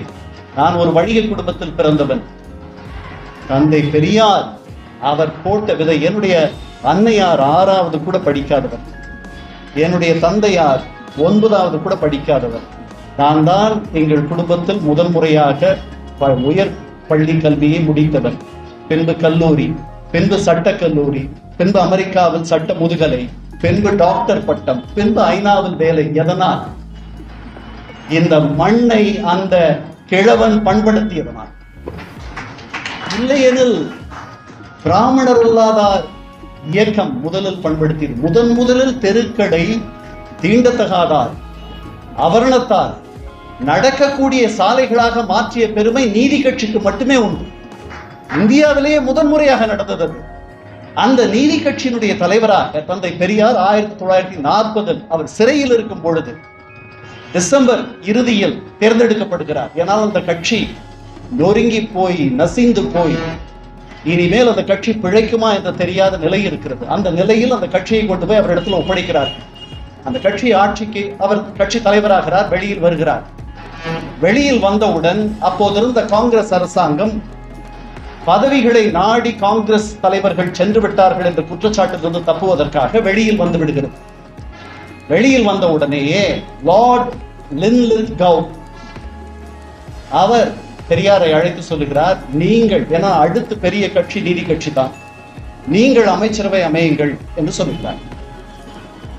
உடனே பெரியார் சொல்லுகிறார், இல்லை, நான் அமைச்சரவை அமைச்சேன்னா எனக்கு மந்திரி வேணும், உனக்கு மந்திரி வேணும்னு பெரிய சிரமம் வந்துடும், வேண்டாம். லார்ட் வேவல் வைஸ்ராய் அவர் அழைத்து பேசுகிறார், வேண்டாம். இதை தெரிந்த உடனே WPS சௌந்தரபாணி நாடார், அவருடைய பெயரில் தான் டி நகர் இருக்கிறது, பாண்டி பஜார். அவர் சொல்லுகிறார், என்ன இவ்வளவு பிடிவாதமா இருக்கீங்க, இப்படி இருக்கீங்களே, இல்ல ஆட்சி வந்தா கொள்கை போயிடும். பெரியார் சொல்றார், ஆட்சி வந்தா கொள்கை போயிடும், ஆட்சி வேண்டாம், இப்படியே இருப்போம், அப்பதான் கட்சியை நம்ம காப்பாற்ற முடியும் என்று சொல்லுகிறார். இதெல்லாம் தெரிந்து கொண்டு அவருடைய நண்பர் ராஜாஜி பெரியாரிடத்தில் வந்து, என்ன நாயக்கர் இவ்வளவு அடம்ன்றீங்க, வெள்ளைக்காரங்கிட்ட நம்ம இந்த ஆட்சியை திருப்பி கொடுத்துடுறதா, இவ்வளவு கஷ்டப்பட்டு அங்க வந்திருக்கோம், இங்க எடுத்துக்கங்க, நான் காந்தி கிட்டலாம் பேசி உங்களோட ஒத்துழைக்கிறதுக்கு சம்மதம் வாங்குறேன், உங்களுக்கு வேணும்னா நான் கூட அமைச்சரா இருக்கேன் அதுல, அந்த அமைச்சரவையில் என்று சொல்லுகிறார். இதெல்லாம் 65 பேட்டியில சாவி கிட்ட சொல்றாரு பெரியார். சரி, நான் கலந்து பேசிட்டு சொல்றேன்ட்டு நீதி கட்சியில் இருக்கக்கூடிய தலைவர்களை கலந்து பேசுகிறார். அதுவரை அனைத்து நீதி கட்சி தலைவர்களும் அமைச்சரவை அமைக்க வேண்டும் என்று உறுதியாக மிக தீவிரமாக எண்ணி இருந்தார்கள். ராஜாஜி அந்த அமைச்சரவைக்கு வருகிறார் என்று சொன்ன உடனே அமைச்சரவை வேண்டாண்டாங்க. ராஜாஜி உற்ற நண்பராக பெரியாருக்கு ஒரு பெரிய துணை செய்து விட்டார். முடிந்தது கதை. 2 முறை ஆட்சி அமைக்க சொல்ல போதும் ஆட்சி அமைக்க மறுத்தவர் பெரியார். ஏனெனில் ஆட்சியில் இருப்பவர்கள் ஒழுக்கமாக இருக்க முடியாது என்று எண்ணினார். அவர் சொன்னதும் அவர் எண்ணியதும் முழுமையாக மாறி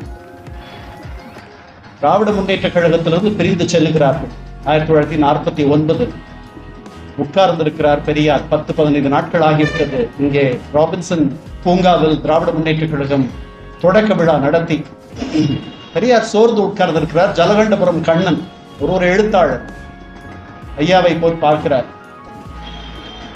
என்ன சோர்ந்து இருக்கீங்க ஐயா, இவங்கெல்லாம் உங்களை விட்டு போயிட்டாங்கன்றதுக்காக சோர்வா இருக்கீங்களா? பெரியாருக்கு பயங்கர கோபம் வந்து விடுகிறது. யாரை நம்பி நான் இந்த இயக்கத்தை நடத்துறேன், என்ன மட்டுமே நம்பி இந்த இயக்கத்தை நடத்திட்டு இருக்கேன், என்ன கேட்டுட்டீங்க அப்படின்ட்டு பொறிஞ்சு தள்ளிட்டு அப்புறம் ஒரு 10 நிமிஷத்துல அவர் அமைதியாகி விடுகிறார்.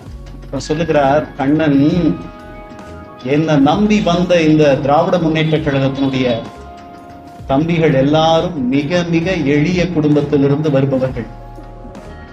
இவர்கள் நாளை ஆட்சி அதிகாரத்திற்கு வந்தால் நிறைய தவறுகள் நடக்கும்.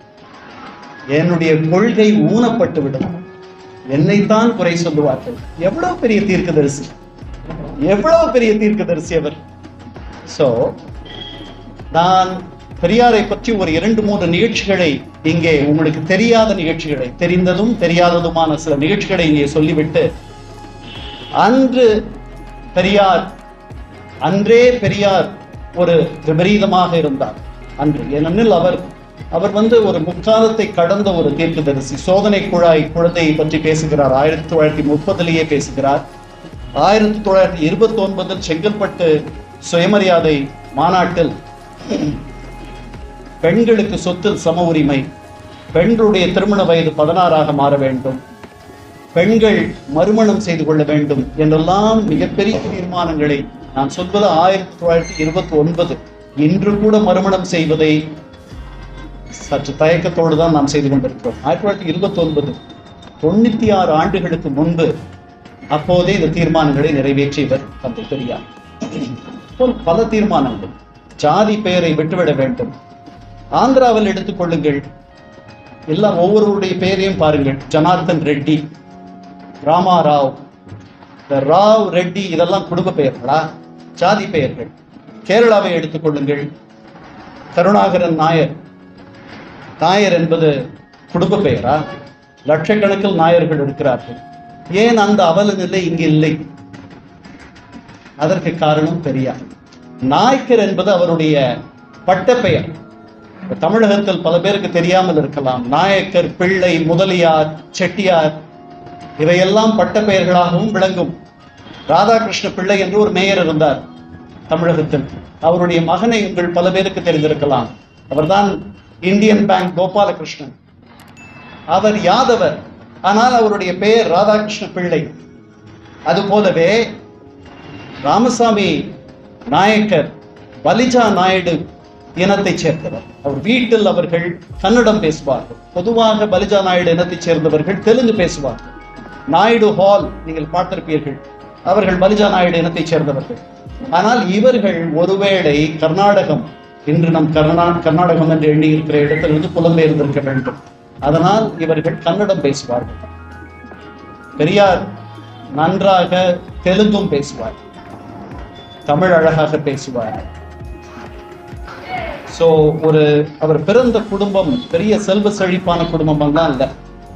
வெங்கடப்ப நாயக்கர் ஒரு கல் தச்சருடைய உதவியாளர், அவருடைய தந்தையார்.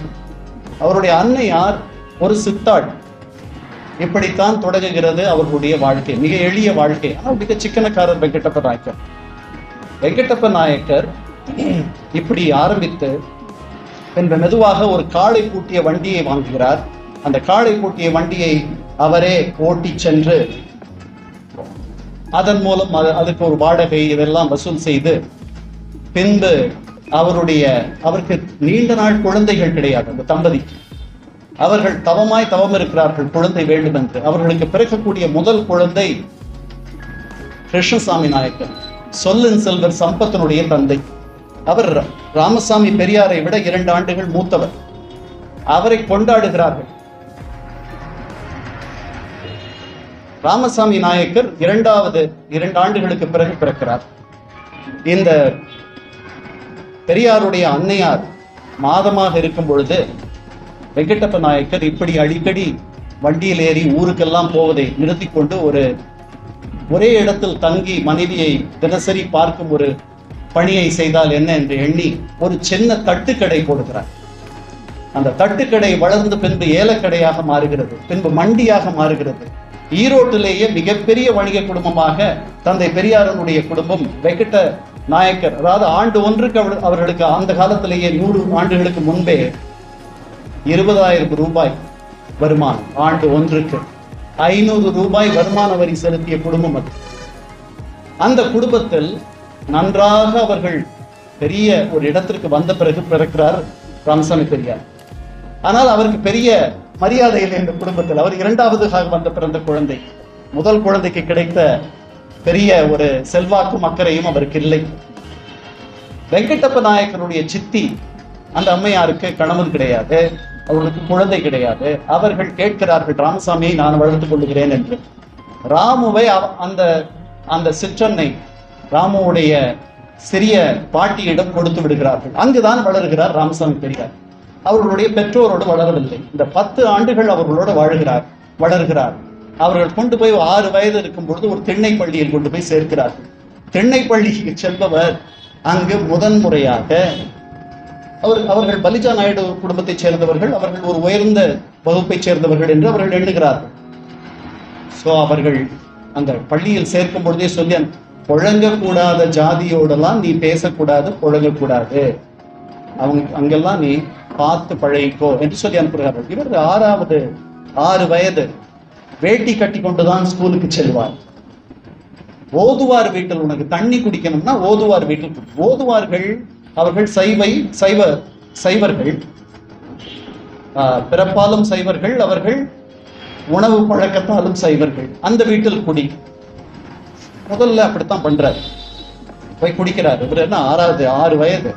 போய் குடிக்கும் பொழுது அந்த பெண், ஓதுவார் வீட்டில் இருக்கக்கூடிய பெண் வந்து கொடுக்கும். அவர் சொல்றார், அதை தூக்கி தான் நான் குடிக்கணும். ஓதுவார் வீட்டில் பலுஜா நாயுடு இனத்தைச் சேர்ந்த வகுப்பைச் சேர்ந்த பெரியார் அந்த 6 வயது சிறுவன் தண்ணீரை தூக்கி குடிக்க வேண்டும். குடிக்கும் பொழுது என் மூக்கில் அந்த தண்ணீர் சென்றுவிடும், என் மேலெல்லாம் நான் சிந்திக்கொள்வேன், புற வந்துடும், நான் அந்த தண்ணி எல்லாம் வந்து சில நேரங்களில் துப்பிடுவேன். அந்த பெண் என்னை பார்த்து, அவர் பயன்படுத்துற வார்த்தை அசிங்கப்படும். இது அப்புறம் அந்த டம்ளரை அந்த பெண்ணு தொடாது, அங்க வச்சிருன்னு சொல்லும். அது மேல முதல்ல தண்ணி விடும், அதுக்கப்புறம் அதை திருப்பி வச்சு உள்ளேயும் தண்ணி விட்டு அதை அலம்பிட்டு அப்புறம் எடுத்துட்டு போகும். இது பெரியாருக்கே இந்த நிலைமை. இதெல்லாம் அவருக்கு பிடிக்கல. ஸோ இதுல இருந்து எப்படி விடுபடுறதுன்னு பார்க்கிறார். அவரோட கூட வாணிய செட்டியார் பிள்ளைகள் படிக்கிறார். வாணிய செட்டியார் பையன் அடிக்கடி எழுந்து தண்ணி குடிக்க போவான். அவனோடவே கூட போய் விடுகிறார். போய் வாணிப செட்டியார் வீட்டில் தண்ணி குடிக்கிறார். அங்க குடிக்க கூடாது.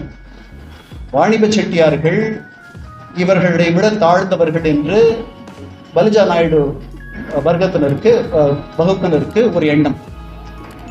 அப்புறம் வேற அங்க என்னென்ன ஆப்ஷன்ஸ் இருக்கு? வேதக்காரர்கள், கிறித்துவர்கள், மதம் மாறிய கிறித்துவர்கள், அப்புறம் சாயபு வீடுகள். இந்த 3 தான். இவர் அந்த ஓதுவார் வீட்டிற்கு போக வேண்டாம் என்ற காரணத்திற்காகவே இந்த வாணிப செட்டியார் பையன் இப்படி கையை காட்டி நான் ஒன்றுக்கு போக வேண்டும் என்று சொல்லும் பொழுது கூடவே இவரும் சென்று விடுவார். சென்று விட்டு அந்த பையன் வீட்டில் பிடிப்பான். அந்த வீட்டிலும் கூட அந்த அம்மா கேட்கிறாங்க, நீ நாய்க்கர் வீட்டு பையன் தானே, இங்க குடிக்கலாமா? இவர் குடிக்கலாங்கோ அப்படின்னு சொல்லிட்டு ஓடி வந்துடுறார் சின்ன பையன். உடனே அந்த அம்மா அந்த பையனை அழைச்சு, அந்த லோட்டாவை கழுவி வை அப்படின்னு சொல்லுது. இப்போ எப்படியெல்லாம் காலம் இருந்திருக்கிறது என்பதற்கு இப்படி தொடங்குகிறது அவருடைய வாழ்க்கை. அவர் சிறிது சிறிதாக நீரிலிருந்து அந்த வீடுகளில் பலகாரங்கள் சாப்பிடுவது என்று மாறி அங்கு உணவு உட்கொள்வது என்ற அளவிற்கு வந்து விடுகிறார். அவருடைய அம்மையார் ராமசாமி பெரியாருடைய அன்னை மிகுந்த வைதீகம். அவர்களுக்கு செல்வ செழிப்பில் இருப்பதனால் பெரிய பக்தியும் அவர்களுக்கு வந்து விடுகிறது. இந்த அம்மையார் தலையில் அடித்துக் கொள்கிறார், இப்படி ராமு போய் இப்படி தீட்டுப்பட்டு வருகிறானே என்று. அவர்கள் அப்பாவுக்கும் அதில் பெரிய விருப்பம் இல்லை, இருந்தாலும் அவர் பெரிதாக கண்டிக்கவில்லை. என்ன இப்படி பண்ணாதே என்று சொல்லிவிட்டு போய்விடுவார். ஆனால் இது அதிகமாகிறது. இது அதிகமான உடனேயே இவர் ஒரு புழங்கக்கூடாத பிள்ளைகளோடும் மற்றவர்களோடும் சேர்ந்து இப்படி ஆகிவிட்டார் என்று சொல்லி இவர் கால்களில் விலங்கெடுக்கிறார்கள் பெற்றோர்கள். அந்த பள்ளிக்கூடத்திலிருந்து நிறுத்திவிட்டு தென்னை பள்ளிக்கூடத்திலிருந்து ஒரு 3 ஆண்டுகள் தென்னை பள்ளிக்கூடம், அதற்கப்புறம் அங்கிருந்து கொண்டு வந்து மாநகராட்சி பள்ளிக்கூடம், நகராட்சி பள்ளிக்கூடத்தில் சேர்க்கிறார்கள். அந்த நேரத்திலும் அவருக்கு இந்த நண்பர்கள் எல்லாம் இருக்கிறார்கள், காலில் விலங்கெடுக்கிறார்கள். அப்பவும் இவர் அடங்கவில்லை. இந்த பிள்ளைகளோடு அந்த விலங்கோடவே போய் விளையாடுவார், போய் அவர்களோடு போய் சாப்பிடுவது, அவர்களை அழைத்து கொண்டு ஊர் சுற்றுவது, இதெல்லாம் நடக்கிறது. விலங்கு கட்டை எப்படி நம்ம கால்நடைகளுக்கு போடுவோமோ அதுபோல் விலங்கு கட்டை 2 வாரங்கள் போடுகிறார்கள் அந்த பெற்றோர்கள். அந்த விலங்கு கட்டையோடவே போய் விளையாடினேன் என்று சொல்லுகிறார் பெரியார். இப்படி தொடங்குகிறது அவருடைய வாழ்க்கை. 10-12 வயது, அவர் சரியாக சொல்லவில்லை, 10 அல்லது 12 என்று. அந்த அளவில் ஒரு 5 ஆண்டுகள் படிப்போடு அவருடைய படிப்பு முடிகிறது. உடனே அவரை கடைக்கு அழைத்து வருகிறார்கள். கடையில் தான் அவர் பெரியாராக உயர்கிறார். அங்கு அவருக்கு வேலை, அங்கு இருக்கக்கூடிய ஏல சாக்குகளில் முகவரி எழுதுவது, ஏலம் விடுவது, தூவி அழைப்பது, பெரிய சமர்த்தர் வியாபாரத்தில். அவருடைய தந்தையாரை விட மிகப்பெரிய சமர்த்தர் அவர். வெகு வேகமாக கற்றுக்கொள்கிறார். இது வைதிக குடும்பமாக மாறிவிடுகிறது. அங்கு வராத பிராமணர்களே கிடையாது, சாமியார்களே கிடையாது, அன்னக்காவடிகளே கிடையாது. அந்த வீட்டார் அவர்களுக்கு சாப்பாடு போட்டு ஓய்வதில்லை. அவர்களோடு இவர் விவாதம் செய்வார். இந்த விவாதத்தில் ஒவ்வொருவரும் ஒவ்வொரு மாதிரியாக பதில் சொல்லுவார்கள். பெரியாரே சொல்லுகிறார், நான் எதையும் பெருசா படிச்சதில்லை, ஆனா இவர்கள் சொல்கிறத வைத்தே நான் விதண்டாவாதம், அவர் பயன்படுத்துற வார்த்தை விதண்டாவாதம் செய்வேன். அவர்களால் எனக்கு சரியாக பதில் சொல்ல முடியாது. எனக்கு அப்பத்தான் இந்த அவநம்பிக்கை என்பது வந்திருக்க வேண்டும் என்று எண்ணுகிறேன். என்னுடைய தந்தையாருக்கு நான் இப்படி விதண்டாவாதம் செய்வது பெரிதாக பிடிக்கவில்லை என்றாலும் கூட, பையன் இவ்வளவு புத்திசாலியாக இருக்கிறானே என்று உள்ளுக்குள் ஒரு பெருமை. என்னுடைய பெயர் எல்லாருக்கும் தெரிய ஆரம்பித்து விட்டது. இப்படி தொடங்குகிறது அவருடைய வாழ்க்கை. நாகமையை திருமணம் செய்து கொள்கிறார். நாகமை அவருடைய உறவுக்கார பெண். உறவுக்கார பெண் ஒரு எளிய குடும்பத்தைச் சேர்ந்த பெண். இவர்கள் பெரிய குடும்பத்திற்கு வந்து விட்டார்கள். அவருடைய பெற்றோருக்கு நாகமையை திருமணம் செய்து கொள்வதில் பெரிய உடன்பாடு இல்லை. ஆனால் பெரியார் சொல்லுகிறார், இந்த பெண்ணை தான் நான் திருமணம் செய்தேன். நாகமை மாதிரி ஒரு மனைவி, அதாவது கார்ல் மார்க்ஸுக்கு ஒரு மனைவி கிடைப்பது போல் நாகமை போல் ஒரு மனைவி ஒருவருக்கு வர வேண்டும். நீங்கள் பராசக்தி படம் பார்த்திருப்பீர்கள் என்று நினைக்கிறேன். அதுல நாகமை என்ற பெயர் வரும். Sir PT. தியாகராயருடைய படம் அந்த குடும்பத்தினுடைய தலைவருடைய படமாக இங்கே மாட்டி வைத்திருப்பார்கள். என்ன வித்தைகள் செய்திருக்கிறது இந்த திராவிட இயக்கம். சோ நாகமை திருமணம் செய்து கொள்கிறார். சொல்லுகிறார், நான் 18 30 வயது வரை மைனராக இருந்திருக்கிறார். எப்படிப்பட்ட மனைவி! ராத்திரி முழுக்க குடி. இவர் குடிப்பதில்லை. இவருடைய கூட்டாளிகளோடு அங்கு போய்விடுவார். இவருக்கு யாரெல்லாம் சிநேகிதம், அந்த ஊரில் இருக்கக்கூடிய ஹெல்த் இன்ஸ்பெக்டர், அந்த ஊரில் இருக்கக்கூடிய அதிகாரிகள், இவர்கள் பெரிய, அந்த ஊரிலேயே மிகப்பெரிய பணக்காரர்கள். இவர் 40-50 ரூபாய் மாதமானால் பிராண்டிக்கு மட்டும் செலவாகும் என்று சொல்லுகிறார் பெரியார். அதை அவரே ஊற்றி கொடுப்பார் இவர்கள். ஆனால் அவர் சாப்பிட மாட்டார். அவர்கள் சாப்பிட்டு விட்டு இவர் மீது வாயில் எடுத்ததெல்லாம் உண்டு என்று சொல்லுகிறார். இவரை வாயில் திணித்து ஊற்ற 2 பேர் முயற்சி செய்ததையும் சொல்லுகிறார். ஆனால் இந்த சுற்றுச்சூழல் எல்லாம் என்னை பாதிக்கவில்லை என்றும் சொல்லுகிறார். இவர் மீண்டும் வீட்டுக்கு வரும் பொழுது நாகம்மையாருக்கு ரொம்ப பெரிய கவலை. இவர் வாயை திறந்து மோந்து பார்த்துட்டு, இவர் வாயை துறக்க மாட்டார். வலுக்கட்டாயமா திறந்து பார்த்து மோந்து பார்த்துட்டு அதுக்கப்புறம் தான் அந்த அம்மா இவரை உள்ள விடுவாங்க. ஆனால் காலையில் 6 மணிக்கு எழுந்து கடை திறக்க போயிருந்தார். இப்படி 30 வயது வரைக்கும் வாழ்கிறார் பெரியார். கடையில் அவருக்கு பெரிய செல்வாக்கு, அந்த கடை தெருவில் அவருக்கு பெரிய செல்வாக்கு. அவங்க அப்பா ஈட்டிய பொருளை காட்டிலும் அதிகமாக ஈட்டுகிறார். அவருக்கு ஒரு குழந்தை பிறக்கிறது. ஒரு 5 மாதங்களில் அந்த குழந்தை தவறி விடுகிறது. அதற்கு பிறகு அவருக்கு குழந்தை செல்வம் இல்லை. தந்தையாரோடு அவருக்கு ஒரு பிணக்கு வருகிறது. சரியாக காரணம் எனக்கு தெரியவில்லை. நான் படித்ததில் எனக்கு காரணம் பிடிபடவில்லை. அவர் தந்தையாரிடம் கோபித்துக் கொண்டு ஒரு சில மாதங்கள் தந்தையிடமிருந்து சொல்லிக் கொள்ளாமல் இங்கிருந்து புறப்பட்டு முதலில் ஆந்திராவுக்கும் பின்பு காசிக்கும் சென்று விடுகிறார். காசியில் அவருக்கு கிடைக்கக்கூடிய அனுபவங்களை பார்த்த பிறகு அவருக்கு அடியோடு மதம், குறிப்பாக இந்து மதம், அதில் அடியோடு அவருக்கு நம்பிக்கை போய்விடுகிறது. அங்கு நடக்கக்கூடிய அட்டூழியங்களையும் அங்கு இவர் பிராமணர் அல்ல என்ற காரணத்தினால் இவருக்கு யாரும் சாப்பாடு போடுவதில்லை. ஆனால் ஒரு மடத்திற்கு செல்கிறார் உணவு சாப்பிட. அவர்கள் இவரை கழுத்தை பிடித்து வெளியே தள்ளி விடுகிறார்கள். வெளியில் விழும் எச்சிலையில் இருந்து சாப்பிடுகிறார் பெரியார். இப்படியெல்லாம் காசியிலிருந்து அதற்கு பிறகு வந்து அவருடைய தந்தையாருக்கு, இவர் ஆந்திராவில் இருக்கும் பொழுது செய்தி அறிந்து அவருடைய தந்தையார் போய் இவரை இப்படி பண்ணிட்டியடா ராமு என்று சொல்லுகிறார். சொல்லி அழைத்து வருகிறார். எவ்வளவு நாள் தந்தையிடமிருந்து பிரிந்திருந்தார், மனைவியிடமிருந்து பிரிந்திருந்தார் என்பது நமக்கு தெரியவில்லை. நான் ஒரு 2-3 மாதங்கள் இருக்கலாம் என்று எண்ணுகிறேன். கடைக்கு திரும்பி வந்த பிறகு இம்முறை வெங்கடப்ப நாயக்கர் தன்னுடைய கடை பெயரை தன்னுடைய மகன் பெயரில் எழுதிக்கிறார். அவர் வகித்த அத்தனை பதவிகளையும் தன்னுடைய மகனுக்கு கொடுத்து விடுகிறார். மூத்த மகன் இருக்கிறான், ஞாபகம் வைத்துக் கொள்ளுங்கள். கிருஷ்ணசாமி நாயக்கர் இருக்கிறார். ஆனால் வெங்கடப்ப நாயக்கர் தேர்ந்தெடுத்தது ராமசாமி நாயக்கரை. ராமசாமி நாயக்கர் ஒரு பெரிய மனிதனாக உலா வருகிறார். அங்கு நடக்கக்கூடிய சிக்கல்கள், பிரச்சனைகள் இவற்றையெல்லாம் தீர்க்கக்கூடிய ஆளாக இருக்கிறார். திருமணத்திற்கு முன்பே, திருமணமான சற்று நேரத்திலேயே நெருஞ்சிப்பேட்டை சாமியார் என்று ஒருவர் வருகிறார் ஊருக்கு.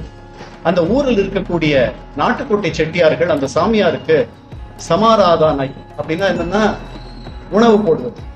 அவர் பெயரை சொல்லி அவரை கௌரவிக்கும் வகையில் அவரை சேர்ந்த பிராமணர்கள், அந்த ஊரில் உள்ள பிராமணர்கள், அவர் அழைத்து வந்திருக்கக்கூடிய பிராமணர்கள் இவர்களுக்கு உணவு வழங்குவது, அதற்கு சமாராதனை என்று பெயர். அதை செய்கிறார்கள். அந்த நெருஞ்சிப்பேட்டை சாமியாருடைய தம்பி ஒரு கள்வன்.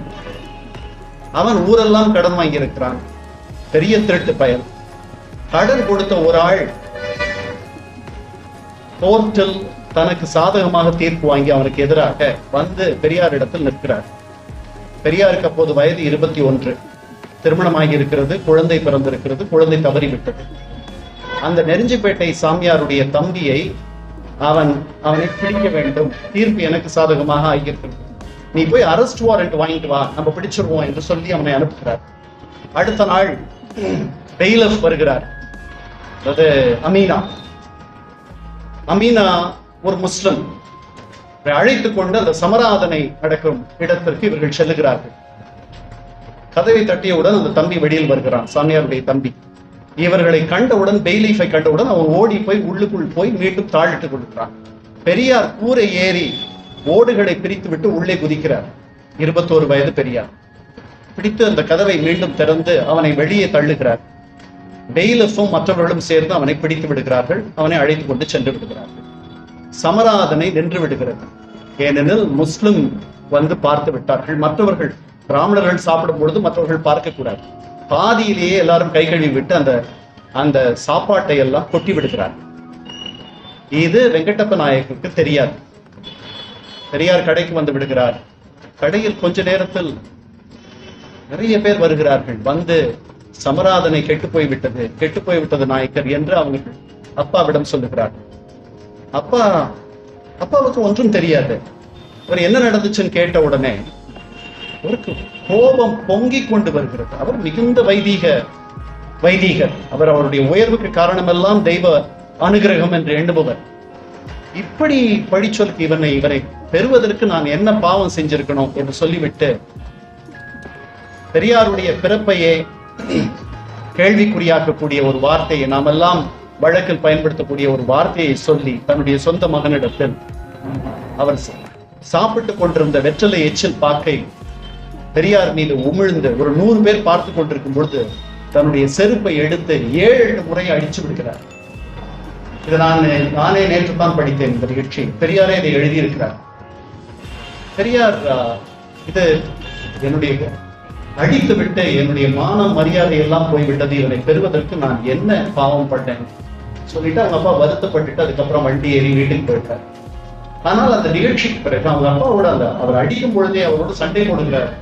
ராமசாமி சொல்லுகிறார், என்னப்பா நான் தப்பு பண்ணிட்டேன், ஒரு திருட்டு பையன், அவன் கடன் பல பேர்கிட்ட வாங்கிட்டு ஓடி ஒழிச்சு வாழ்றான், அவனை பிடிக்கிறதுக்கு நான் உதவி பண்ணேன், என்ன தப்பு பண்ணிட்டேன், நாம பார்த்தா தீட்டுப்பட்டுறோம் அதனால சாப்பிட மாட்டேன்னு ஒரு ஆள் சொல்றான் அப்படின்னா அவன் எப்படி யோக்கியனா இருக்க முடியும், அவன் எப்படி நல்லவனா இருக்க முடியும், எப்படி என்னுடைய பார்வை உங்களுடைய பார்வை பட்டா தீட்டுப்படும்.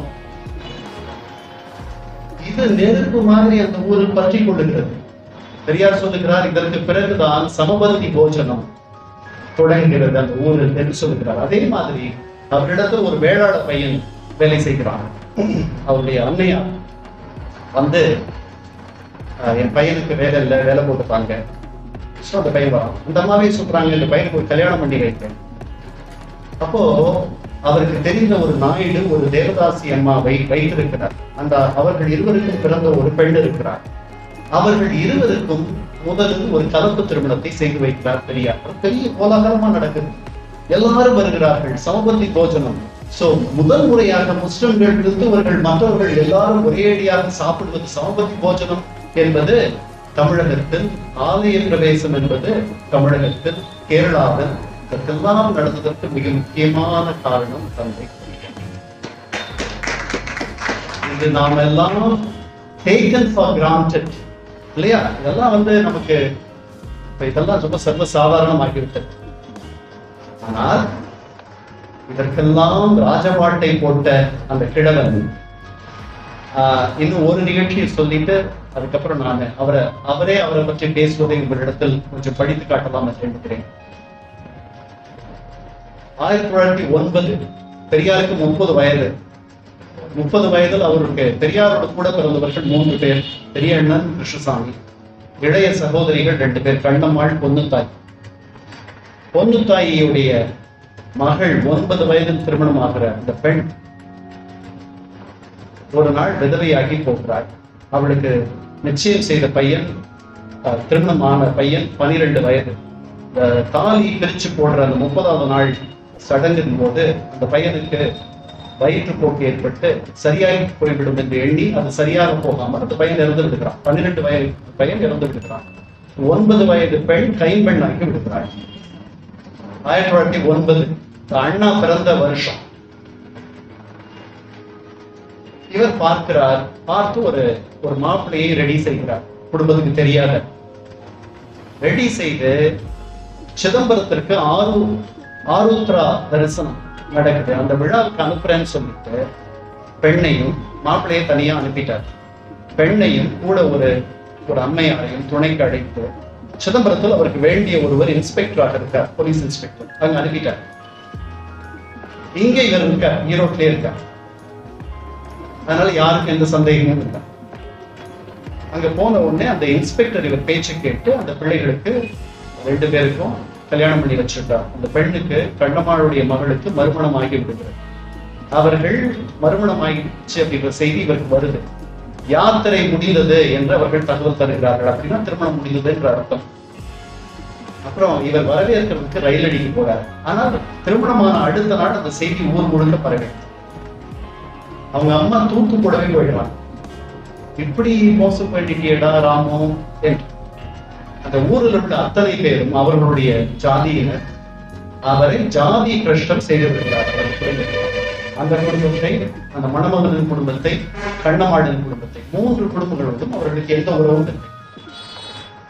இப்படி பல ஆண்டுகள், 1 ஆண்டு இல்ல 2 ஆண்டு இல்ல, பல ஆண்டுகள், 6 ஆண்டுகள் என்று பெரியார் சொல்கிறார். அதற்கு மேலும் இருக்கும்னு நான் நினைக்கிறேன். ஏன்னா 1919 தான் அவர் முனிசிபல் சேர்மனாக தேர்ந்தெடுக்கப்படுகிறார். தேர்தல் 1919 அவர் முனிசிபல் சேர்மனாக ஆன பிறகு அந்த நகரத்தை சேர்ந்த பல பேர் அவர் வீட்டிற்கு வந்து அவருக்கு வாழ்த்துக்களை தெரிவிப்பதும் பரிசுகளை தருவதும் இவற்றையெல்லாம் செய்கிறார்கள். இந்த பலிஜா நாயுடு வகுப்பை சேர்ந்தவர்கள் மட்டும் ஒதுங்கி இருக்கிறார்கள். ஏனெனில் அவர்கள் இவர்களை ஜாதி பிரஷ்டம் செய்து விட்டார்கள். அதனால வர முடியாது. ஆனால் ஊரில் உள்ள மற்ற வகுப்பெல்லாம் போய் அவருக்கு பாராட்டு தெரிவிக்கும் பொழுது நம் இனத்தை சேர்ந்த ஒருவர் முதல் முறையாக முனிசிபல் சேர்மனாக வந்திருக்கிறார் என்னும் பொழுது நாம் உட்கார்ந்திருப்பதா என்று எண்ணி ஆள் விட்டு அனுப்புகிறார்கள். பல ஆண்டுகளுக்கு பிறகு நாங்கள் வருகிறோம் நாளைக்கு மரியாதை செய்வதற்கு என்று. உடனே பெரியார் சொல்றார், அவர் பாஷையிலே படிக்கணும், ரொம்ப அழகா இருக்கு. அவர்கள் வருகிறார்கள் என்று செய்தி சொல்லிவிட்டார்கள். நான் உடனே சரி வரட்டும், என்ன செய்கிறார்கள் என்று பார்ப்போம் என்று ஒரு அண்டா நிறைய காபி போட்டு ஒரு வேட்டி காபி போட்டு காத்து கொண்டிருந்தோம். அவர்கள் மேளம் வைத்துக் கொண்டு 7-8 ரூபாயும் ஒரு வேட்டியையும் வாங்கி கொண்டு வந்தார்கள். உட்கார்ந்து பேச ஆரம்பித்தவுடன் நாகம்மையார் டம்ளரில் காஃபியை ஊற்றி ஆள் மூலம் அனுப்பினார்கள். பார்த்தார்கள். சரி என்று 2-3 பேர்கள் வாங்கி சாப்பிட்டனர். அவ்வளவுதான். எல்லாரும் மடமடவென்று தொடர்ந்து வாங்கி சாப்பிட்டார்கள். ஒரு அண்டா காப்பியும் தீர்ந்தது. இன்னொரு அண்டா போடும்படி ஆகிவிட்டது. அன்று முதலே எங்களை தள்ளி வைத்தது தீர்ந்து போய்விட்டது. சோ அண்டா காஃபியில் எல்லாம் சரியாகிவிட்டது. ஜாதி பிரஷ்டம் கல்வி ஆயிற்று. சோ அதிலேயே சொல்றார் பெரியார், சாதி ஒழிய வேண்டுமானால் எல்லாரும் கலப்பு மணம் செய்து கொள்ள வேண்டும் என்று சொல்லுகிறார்கள். சொல்ற என்று சட்டம் செய்ய வேண்டும் அரசாங்கம் என்று சொல்லுகிறார்கள். அது தப்பு. நம்மில் சாதி இல்லை. பெரியார் சொல்றார், அது நம்மில் சாதி இல்லை. பார்ப்பான் ஒரு சாதி, மற்ற நாம் எல்லாரும் ஒரு சாதி. இந்த 2க்கும் நடப்பதுதான் கலப்பு திருமணம். சோ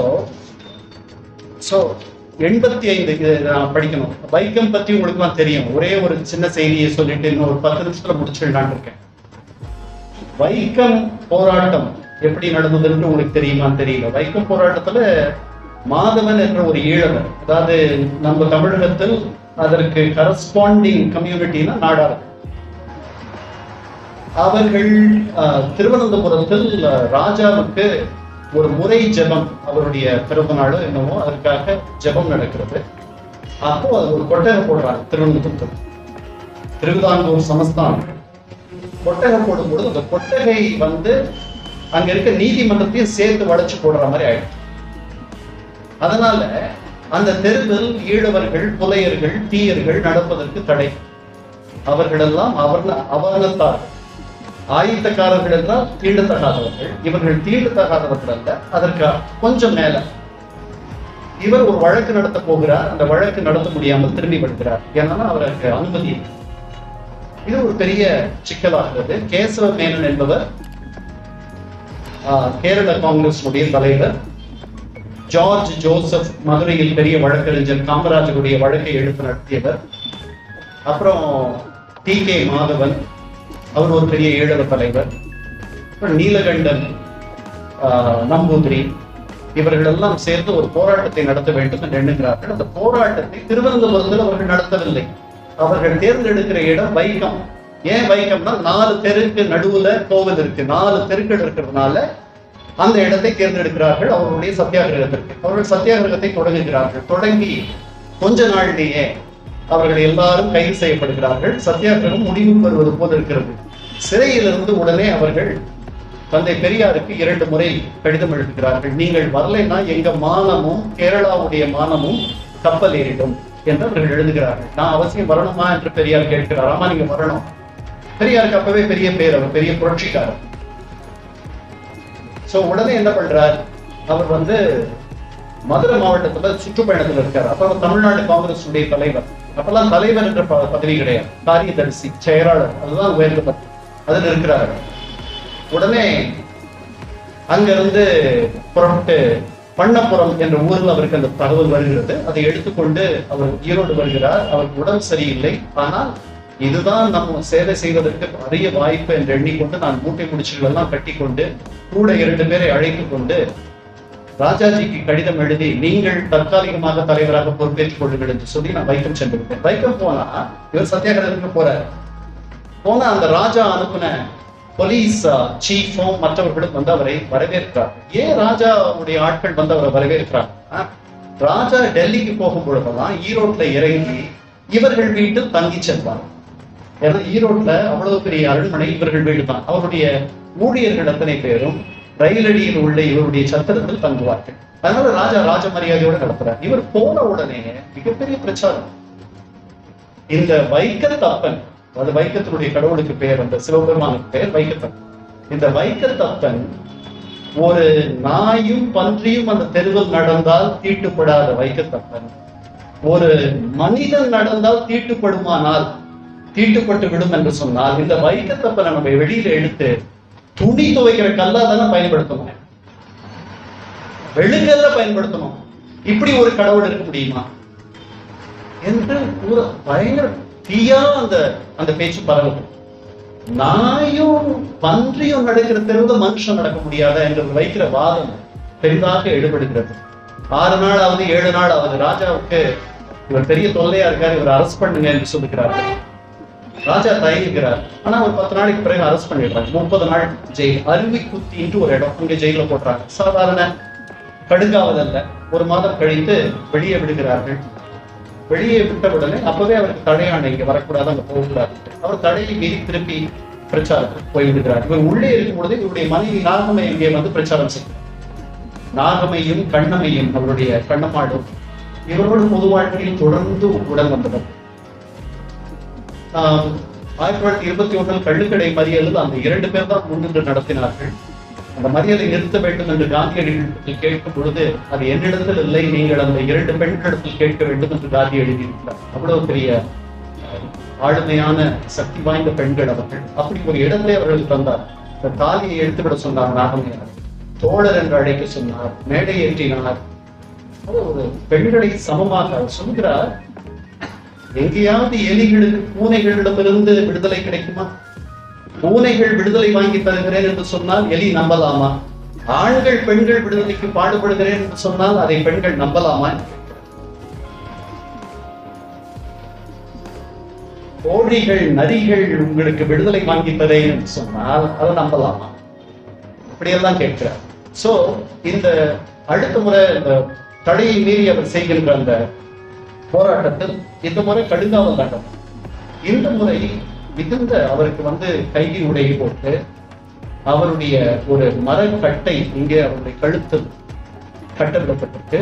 கொலைகாரர்களும் மற்ற குற்றவாளிகளும் இருக்கும் இடத்தில் அவரை தங்க வைக்கிறார்கள். ஒரு நாள் அப்படி இருக்கும் பொழுது பெரிய வான வேடிக்கை வெளியில் நடக்கிறது. மொத்தம் 72 நாட்கள், 100 சில்லறை நாட்கள் வைக்கத்தில் இருந்த பெரியார் 72 நாட்கள் சிறையில் இருக்கிறார். பல முறை சிறை சென்றிருக்கிறார். இது ஒரு முறை. அவர் வெளியே வந்த பிறகு அவருக்கு வைக்கம் வீரர் என்ற பட்டத்தை தந்தவர் திருவிக்கா. சோ வான வேடிக்கை என்ன நடக்கிறது என்று கேட்கிறார் அந்த சிறை ஊழியரை. சொல்றான், ராஜா திருநாடி ஏகிட்டார், ராஜா மேல போயிட்டார்.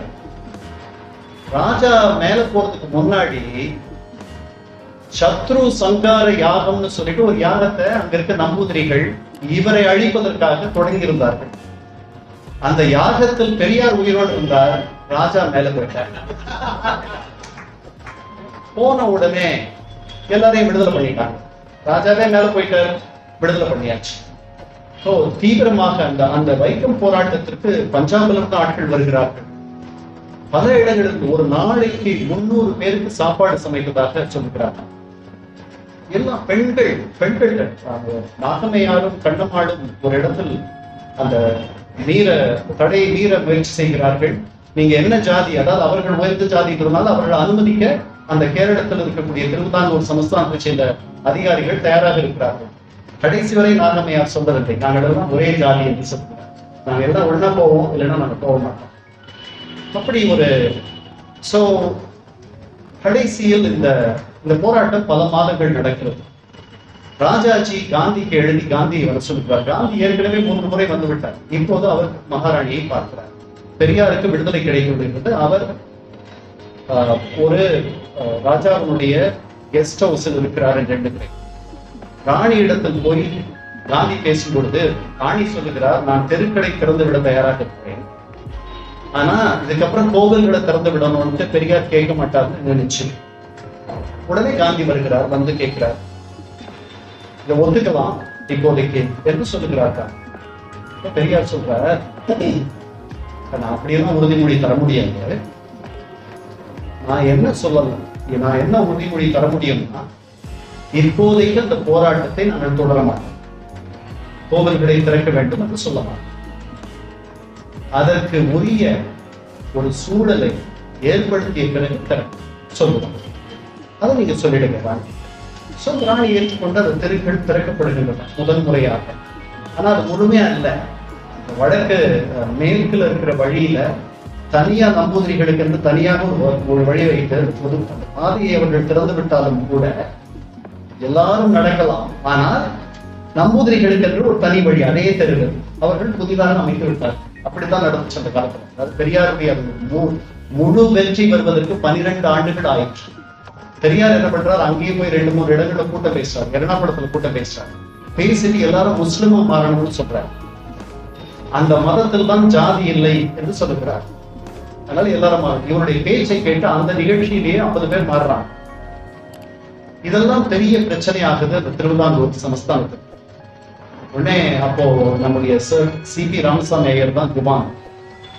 அவர் கோவில்களை திறப்பிட வேண்டிய நேரம் வந்துருச்சு, இல்லைன்னா எல்லாரும் மதம் மாறிடுவாங்க அப்படின்னு சொன்ன பிறகு அப்படி கோவில்கள் திறக்கப்பட்டன. சோ முதல் ஆலய பிரவேசத்துக்கு வழிவகுத்தவர் தந்தை பெரியார். நான் பேசிக்கொண்டே போகலாம். நான் இது மட்டும் உங்களுக்கு படிக்கலான் இருக்கேன். அவரு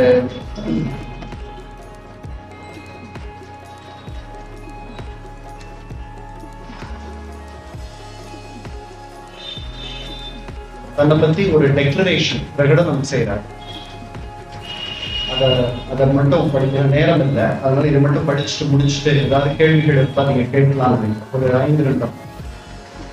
ஈவே ராமசாமி என்கின்ற நான் திராவிட சமுதாயத்தை திருத்தி உலகில் உள்ள மற்ற சமுதாயத்தினரை போல் மானமும் அறிவும் உள்ள சமுதாயமாக ஆற்றும் தொண்டை மேற்கொண்டு கொண்டு அதே பணியாய் இருப்போம்.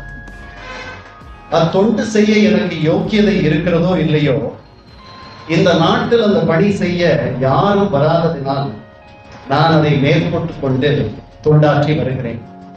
இதை தவிர வேறு எந்த ஒன்றும் எனக்கு இல்லாததாலும் பகுத்தறிவையே அடிப்படையாக கொண்டு கொள்கையையும் திட்டங்களையும் வகுப்பதாலும் நான் அத்தொண்டுக்கு தகுதி உடையவன் என்றே கருதுகிறேன். சமுதாய தொண்டு செய்பவனுக்கு இது போதும் என்று கருதுகிறேன். அவர் சொல்ற, எனக்கு சுயநலம் இல்லை என்று கருதாதீர்கள், நான் மகா பேராசைக்காரன், என்னுடைய ஆசையும் சுயநலமும் எல்லையற்றவை. திராவிட சமுதாய நலனையே என் சொந்த நலனாக நான் எண்ணியிருக்கிறேன். அச்சமுதாயத்துக்கு வேண்டிய செல்வமும் பதவியும் என்றவற்றில் அளவற்ற ஆசை கொண்டிருக்கின்றேன். அந்த சுயநலத்திற்காகவே நான் உழைக்கின்றேன். சோ பிராமண எதிர்ப்பு பத்தி அவர் சொல்லிடுறார். அதை நம்ம இங்க பார்த்துறது நல்லதுன்னு. எதற்காக ஒரு சமுதாயத்தாரிடம் விரோதமோ குரோதமோ நான் கொள்ள வேண்டும்? நான் நமது நாட்டையும் சமுதாயத்தையும் ஆங்கில நாட்டு தன்மையும் நாகரிகத்திற்கும் கொண்டு வர வேண்டும் என்கிற ஆசையுடைய இதற்கு முட்டுக்கட்டையாக பார்ப்பன சமுதாயம் இருக்கிறது என்று சரியாகவோ தப்பாகவோ கருதுகிறார். தாங்கள் அப்படி இல்லை என்பதை பார்ப்பனர்கள் காட்டிக்கொள்ள வேண்டாமா? உண்மையிலேயே எனக்கு மாத்திரம் பார்ப்பனர்களுடைய ஆதரவு இருந்திருக்குமானால் நம் நாட்டை எவ்வளவோ முன்னுக்கு கொண்டு வர என்னால் முடியும். அதனால அவர் சொல்றாரு, பார்ப்பனர்கள் மீது அவருக்கு பெரிய கோபம் இல்லை, வருத்தம் இல்லை என்று சொல்லுகிறார். அதை விட முக்கியமா என்ன சொல்றாருன்னா, சொல்றார், அதாவது பார்ப்பனர்கள் இல்ல, அவர் சொல்றார், சமுதாயத்துறையில் பார்ப்பனர்கள் அனுஷ்டிக்கிற உயர்வு அவர்கள் அனுபவிக்கிற அளவுக்கு மேற்பட்ட விகிதம், அதாவது அவர்கள் 4 பேர்னா அவங்க 40 இடங்கள்ல வேலை இருக்காங்க, மேற்பட்ட விகிதம் ஆகியவைகளில் தான் எனக்கு வெறுப்பு இருக்கிறது. இது பார்ப்பனர்களிடம் மாத்திரமல்ல, இந்த நிலையில் உள்ள எல்லோரிடத்திலுமே நான் வெறுப்பு கொள்கிறேன். இந்நிலை என்னிடத்தில் ஏற்பட்டிருப்பதற்கு காரணம், ஒரு தாய் வயிற்றில் பிறந்த எல்லா மக்களும் சம அனுபவம் இருக்க வேண்டும் என்று கருதி ஒன்றுக்கொன்று குறைவு அதிகமில்லாமல் பார்த்துக் கொள்வது எப்படி ஒரு தாய்க்கு இயற்கை குணமாக இருக்குமோ அது போலத்தான் எனக்கும் தோன்றுகிறது. மற்றும் அந்த தாய் தனது மக்களில் உடல்நிலையில் இழைத்து போய் வலிவு குறைவாய் இருக்கிற மகனுக்கு மற்ற குழந்தைகளுக்கு அளிக்கிற போஷணையை விட எப்படி அதிகமான போஷணையை கொடுத்து மற்ற குழந்தைகளோடு சரிசமமான குழந்தையாக ஆக்க வேண்டும் என்று பாடுபடுவாளோ அது போலத்தான் நான் மற்ற வலுக்குறைவான பின்தங்கிய மக்களிடம் அனுதாபம் காட்டுகிறேன்.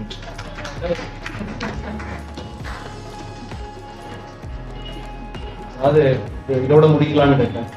பெரியாருக்கு ரொம்ப பிடித்த குறள் என்று சொல்லப்படுவது, குடி செய்வார்க்கு இல்லை பருவம் மடி செய்து மான கருத கெடும். அப்படின்னா அதுக்கு என்ன அர்த்தம்னா, அதாவது தங்களுடைய குடியை உயர்த்த வந்து விடுபவர்கள் தங்களுக்கு அவமானம் அல்லது மானம் அவமானம் வந்து விடுமோ அப்படின்லாம் ஒரு கணமும் யோசிக்க கூடாது. அதெல்லாம் வரும், அதெல்லாம் வந்தாலும் நாம் அதில் ஈடுபட வேண்டும். அப்படி ஈடுபட்டவர் தான் தந்தை பெரியார். லாஸ்டா இதை மட்டும் படிச்சுட்டு முடிச்சிடலாம் நினைக்கிறேன். நான் ஒரு அதிசயமான மனிதன், மகான், அப்படி எப்படி என்றெல்லாம் கூறுபவன் அல்லன், ஆனால் துணிவு உடையவன். கண்டதை ஆராய்ந்ததை துணிந்து அப்படியே கூறுபவன். மற்றவர்கள் சுயநலத்துக்காக சுயநலத்துடன் பாடுபடுகின்றார்கள். அந்த சுயநல உணர்ச்சி உடையவர்கள் மக்கள் வெறுப்புக்கு ஆளாக மாட்டார்கள், பக்குவமாக நடந்து கொள்வார்கள். நான் கண்டதை அறிந்ததை மக்கள் எதிர்ப்புக்கு அஞ்சாது கூறுபவர். மக்கள் எதிர்ப்புக்கு அஞ்சாது கூறினால் வெறுப்புத்தான் கிடைக்கும், சுயநலம் கெட்டுப்போகும். தந்தை பெரியார் பிறந்த இந்த மண்ணில் நாமெல்லாம் பிறந்திருக்கிறோம், நானும் பிறந்திருக்கிறேன் என்பதை எண்ணி பார்த்து என்னுடைய நெஞ்சம் உவகையால் பூரிக்கிறது என்று சொல்லி இந்த வாய்ப்புக்கு நன்றி கூறி நூலக வாசகர்களுக்கு நன்றி கூறி அமைகிறேன். பணம் இதை பற்றியான ஐயப்பாடோ இல்ல விளக்கம் ஏதாவது வேணும்னாலோ நீங்க கேட்கலாம். அவர் பதில் சொல்றதுக்கு காத்திருக்கிறார். சங்க காலத்துல பாத்தீங்கன்னா அந்த பிராமின் வந்து இருந்த மாதிரி அடையாளம் இல்லை. ஒரு விநாயகர் சிலை வைத்து வழிபாடு செய்தவர் ஒரு அடையாளம் இல்லை. இயற்கையை தான் கடவுளா இருந்துச்சு. அந்த 50 நாட்கள் மற்ற சிலப்பதிகாரம்லாம் ஏற்றிருக்கிறாங்க. இவர்கள் எந்த நூற்றாண்டுக்கு வந்தாங்க? ஒரு பாலில ஒரு விஷம் கலந்தால் எப்படி அந்த பால் முழுக்க கேட்கப்படும், அது மாதிரி எப்போது இந்தியாவில் வந்து இந்த ஜாதி மதம் வேறுபாடு எல்லாம் கொண்டு வந்தார். அது எந்த நூற்றாண்டு என்பதை தெரிந்து கொள்வதற்கு நான் விரும்புகிறேன். ரொம்ப கடினமான கேள்வி. பொதுவா சங்க காலத்துல நாம ஜாதிகள் இல்லைன்ற மாதிரி நம்ம நினைக்கிறோம். அப்ப கூட பாணர்கள், அதுக்கப்புறம் தோல் தொழில், ரத்தத்தோடு சம்பந்தப்பட்டவர்கள், அவர்களெல்லாம் ஊருக்கு ஒதுக்கமா இருந்தவர்கள்லாம் படிச்சுதான் எனக்கு ஞாபகம். இது வந்து அதிகப்படியா நம்ம சங்கம் முடிந்த பிறகு ஒரு 300 ஆண்டுகள் கடப்புற காலத்துல நமக்கு என்ன நடந்துச்சுன்னு தெரியாது. ஆனா கடப்புறர்களுக்கு பிறகு நமக்கு வருகிற பல்லவ காலத்தில் பல்லவர்கள் தங்களுடைய பிரசாஸ்தி, தங்களுடைய மெய்கீர்த்தியை வடமொழியில் தான் எழுதினார். அந்த நேரத்துல நிறைய வடமொழி தாக்கம் வந்தது. அதற்கு பிறகு வந்த மன்னர்கள் கூட, குறிப்பாக சோழர்கள், குறிப்பாக ராஜராஜ சோழன் பின்பு தோன்றிய பெரிய பேரரசுகள் அத்தனை பேரும் பல வழக்கிலிருந்து பல பிராமணர்களை அழைத்து வந்து அவர்களுக்கு வேறு கணக்கில் நிலம் தந்து தஞ்சையில் குடி அமர்த்தியதெல்லாம் வரலாறு. அதாவது நான் இதை மட்டும் நீங்க கேட்டதுக்கு இதை சொல்லிடணும்னு நினைக்கிறேன். நான் இது பெரியார ஒரு மாதிரி மட்டும் நம்ம பார்த்துக்கூடாது. அவருக்கு அவர் ரொம்ப ஒரு பெரிய மனது உள்ள ஒருவர் அப்படின்னு தான் நான் நினைக்கிறேன். ஸோ அவர் என்ன சொல்றாரு,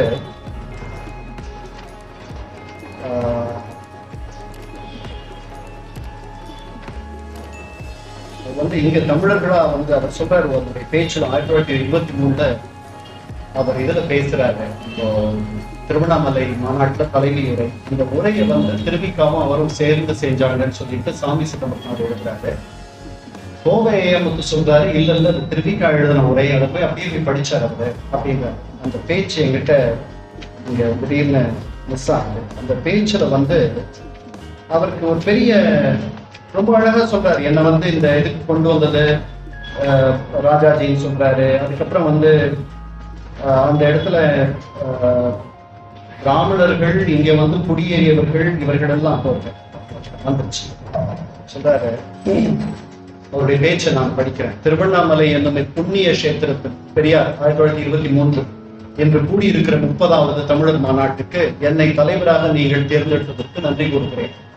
இப்பதவிக்கு தமிழ்நாட்டை கட்டி எழுப்பிய வீர சிங்கமும் தென்னாட்டு திலகராய் விளங்குபவரும் நான் தேச தொண்டில் ஈடுபட காரணமாய் இருந்தவரும் ஆகிய டாக்டர் வரதராஜலு நாயுடு, தியாகமூர்த்தி ஸ்ரீமான் சக்கரவர்த்தி ராஜகோபாலாச்சாரியா, டாக்டர் ராஜன் அப்படி இப்படின்லாம் சொல்றாரு. தமிழ்நாட்டவர் அனைவரும் தமிழரே ஆவர். தமிழருள் பல சாதியார் பல சமயத்தார் இருக்கலாம்.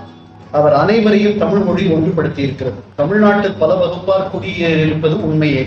அவர் தமிழ்நாட்டில் குடியிருந்து தமிழ்நாட்டிலேயே தங்கி தமிழ்நாட்டை தமது தாய்நாடாக கொண்டமையால் அவர் தமிழராகாது பெண் எவராவார். எப்படி சொல்றாரு சொல்லிட்டு, தமிழ்நாட்டில் உள்ள பிராமணர் அல்லாதார், திராவிடர், ஆதி திராவிடர், இந்துக்கள், முஸ்லிம்கள், கிறிஸ்தவர்கள், பௌத்தர்கள், சமணர்கள் முதலிய எல்லோரும் தமிழரே ஆவர். அதே பேச்சுல ஜப்பான் தேச அரண்மனையில் சிவபெருமான் ரிஷப வாகனத்தில் வீற்றிருக்கும் உருவமும் கண்ணபெருமான் புல்லாங்குழலும் வடிவமும் பொறிக்கப்பட்டிருப்பதை காணலாம். இது பெரியார் 1923. அவரே சொல்றாரு, எனக்கு நினைவு தெரிஞ்ச நாள்ல இருந்து நானும் எண்ணி பார்க்கிறேன், எனக்கு ஏதாவது கடவுள் நம்பிக்கை இருந்துச்சான்ட்டு.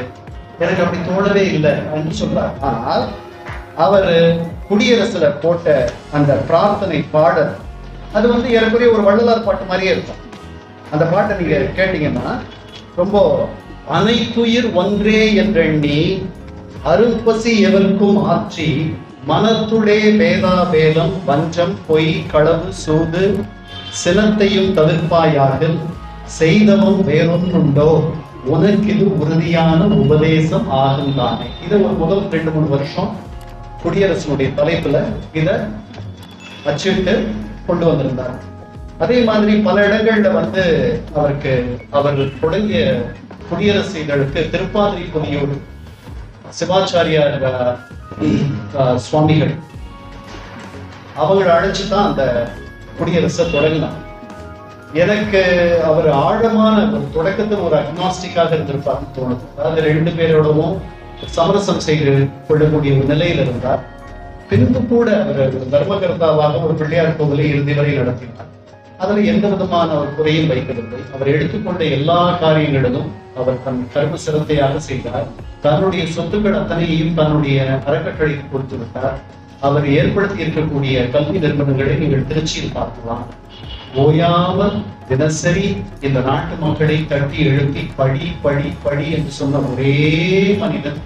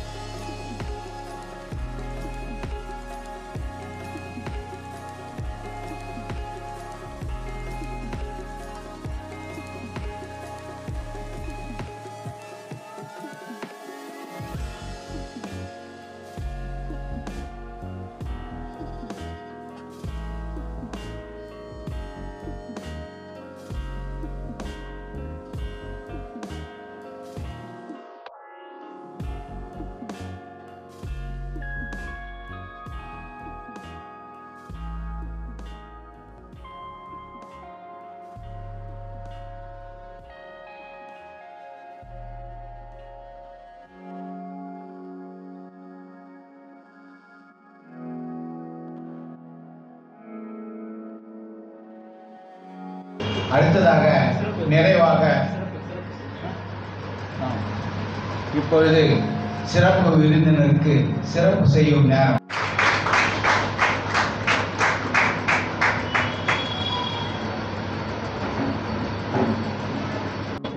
பெரியார் உலக மக்கள் எல்லாம் சிறியாராக வாழும்போதே அவர் பெரியாராக வாழ்ந்தவர். சிறியார்களை தூக்கிவிட்ட காரணத்தினால் அவர் பெரியாராக நம் கண்முன்னே காட்சி தருகிறார் என்பதை பொருத்தமான ஒரு மனிதரின் வாயிலிருந்து கருத்து வெள்ளமாய் பாய்ந்து இந்த மாபெரும் புரட்சி நெருப்பை நமக்கு முன் தீபமாய் ஏற்றி நம் நெஞ்சங்களில் ஒளிரவிட்டிருக்கிறார். இங்கு விவேக் அவர்கள் அடிக்கடி திரைப்படங்களிலே சொல்லுகிற வார்த்தை 50 பெரியார், 100 பெரியார், 500 பெரியார், 1000 பெரியார் என்று சொல்வார் அல்லவா?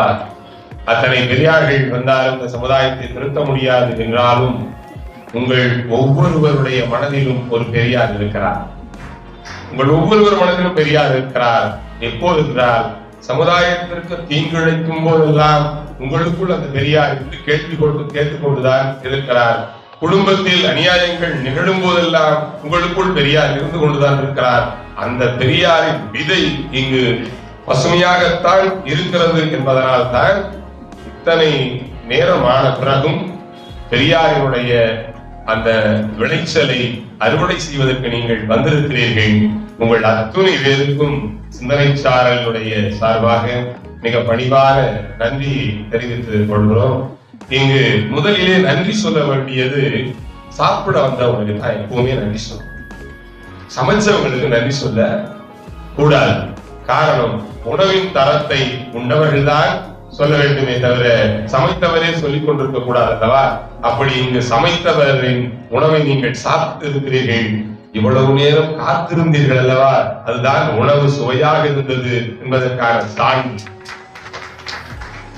அதற்கு அவர் எத்தனை பாத்திரங்களை திறந்திருப்பார், கழுதியிருப்பார், எத்தனை பாத்திரங்களில் கிண்டி இருப்பார், எத்தனை பொருட்களை கலவையாக்கி இருப்பார். அடுக்கலையில் இருந்த அத்துணையும் அவர் புரட்டி போட்டளவா கொடுத்திருக்கிறார். இங்கு வள்ளுவனை தொடக்கத்திலே சொன்னார் நம்முடைய எண்ணியவர்கள், கேட்கணும், கேட்க வேண்டும். வள்ளுவன் அதைத்தான் சொன்னார், செல்வத்துள் செல்வம் செழிச்சல், செல்வம் என் செல்வத்துள் எல்லாம் தலை என்றார். அதே வள்ளுவன் கேட்காதவன் என்ன சொன்னார், செவியில் சுவையுணரா வாயுணர்வின் வாக்கு அவியினும் வாழினுமே.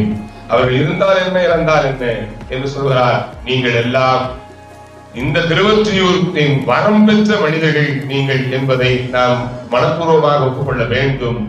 சமுதாயத்தினுடைய விடிவெள்ளிக்காக, வளர்ச்சிக்காக இங்கு உங்களுடைய நேரத்தை தியாகம் செய்து இந்த பாடலை நான் சொல்லலாம் என்று நினைத்தேன். ஐயா அவருடைய உரையிலே சொல்லிவிட்டார். தொண்டு செய்து படுத்த வளம் தூயதாடி மார்பில் விழும் மண்டை சுரப்பி உலகு தொழும் மனக்குவையில் சிறுத்தை எழும் என்று அந்த சிறுத்தை இன்றளவும் வேட்டையாடி கொண்டுதான் இருக்கிறது. அந்த சிறுத்தை இந்த அளவு வேட்டையாடி கொண்டுதான் இருக்கிறது. என்ன செய்வது? வேடம் போட்ட மான்கள் தான் ஒளிந்து கொண்டு போகிறது. மான்கள் சற்று வேடம் போட்டுக் கொண்டிருக்கிறது. அதனால் சிறுத்தைக்கு அடையாளம் தெரியாமல் போயிருக்கிறது. இருந்தாலும் சிறுத்தை தன் பணியை செய்து கொண்டேதான் இருக்கிறது. அந்த களத்தில் இந்த ஒரு கருத்து ஆடல் நமக்கு நல்ல ஒரு வாய்ப்பை தந்திருக்கிறது. அன்மைமிகு ஐயா திரு கண்ணன் அவர்களுக்கு நம்முடைய ஒட்டுமொத்த நூலக நெஞ்சங்களின் சார்பாக நன்றியை தெரிவித்துக் கொள்கிறோம்.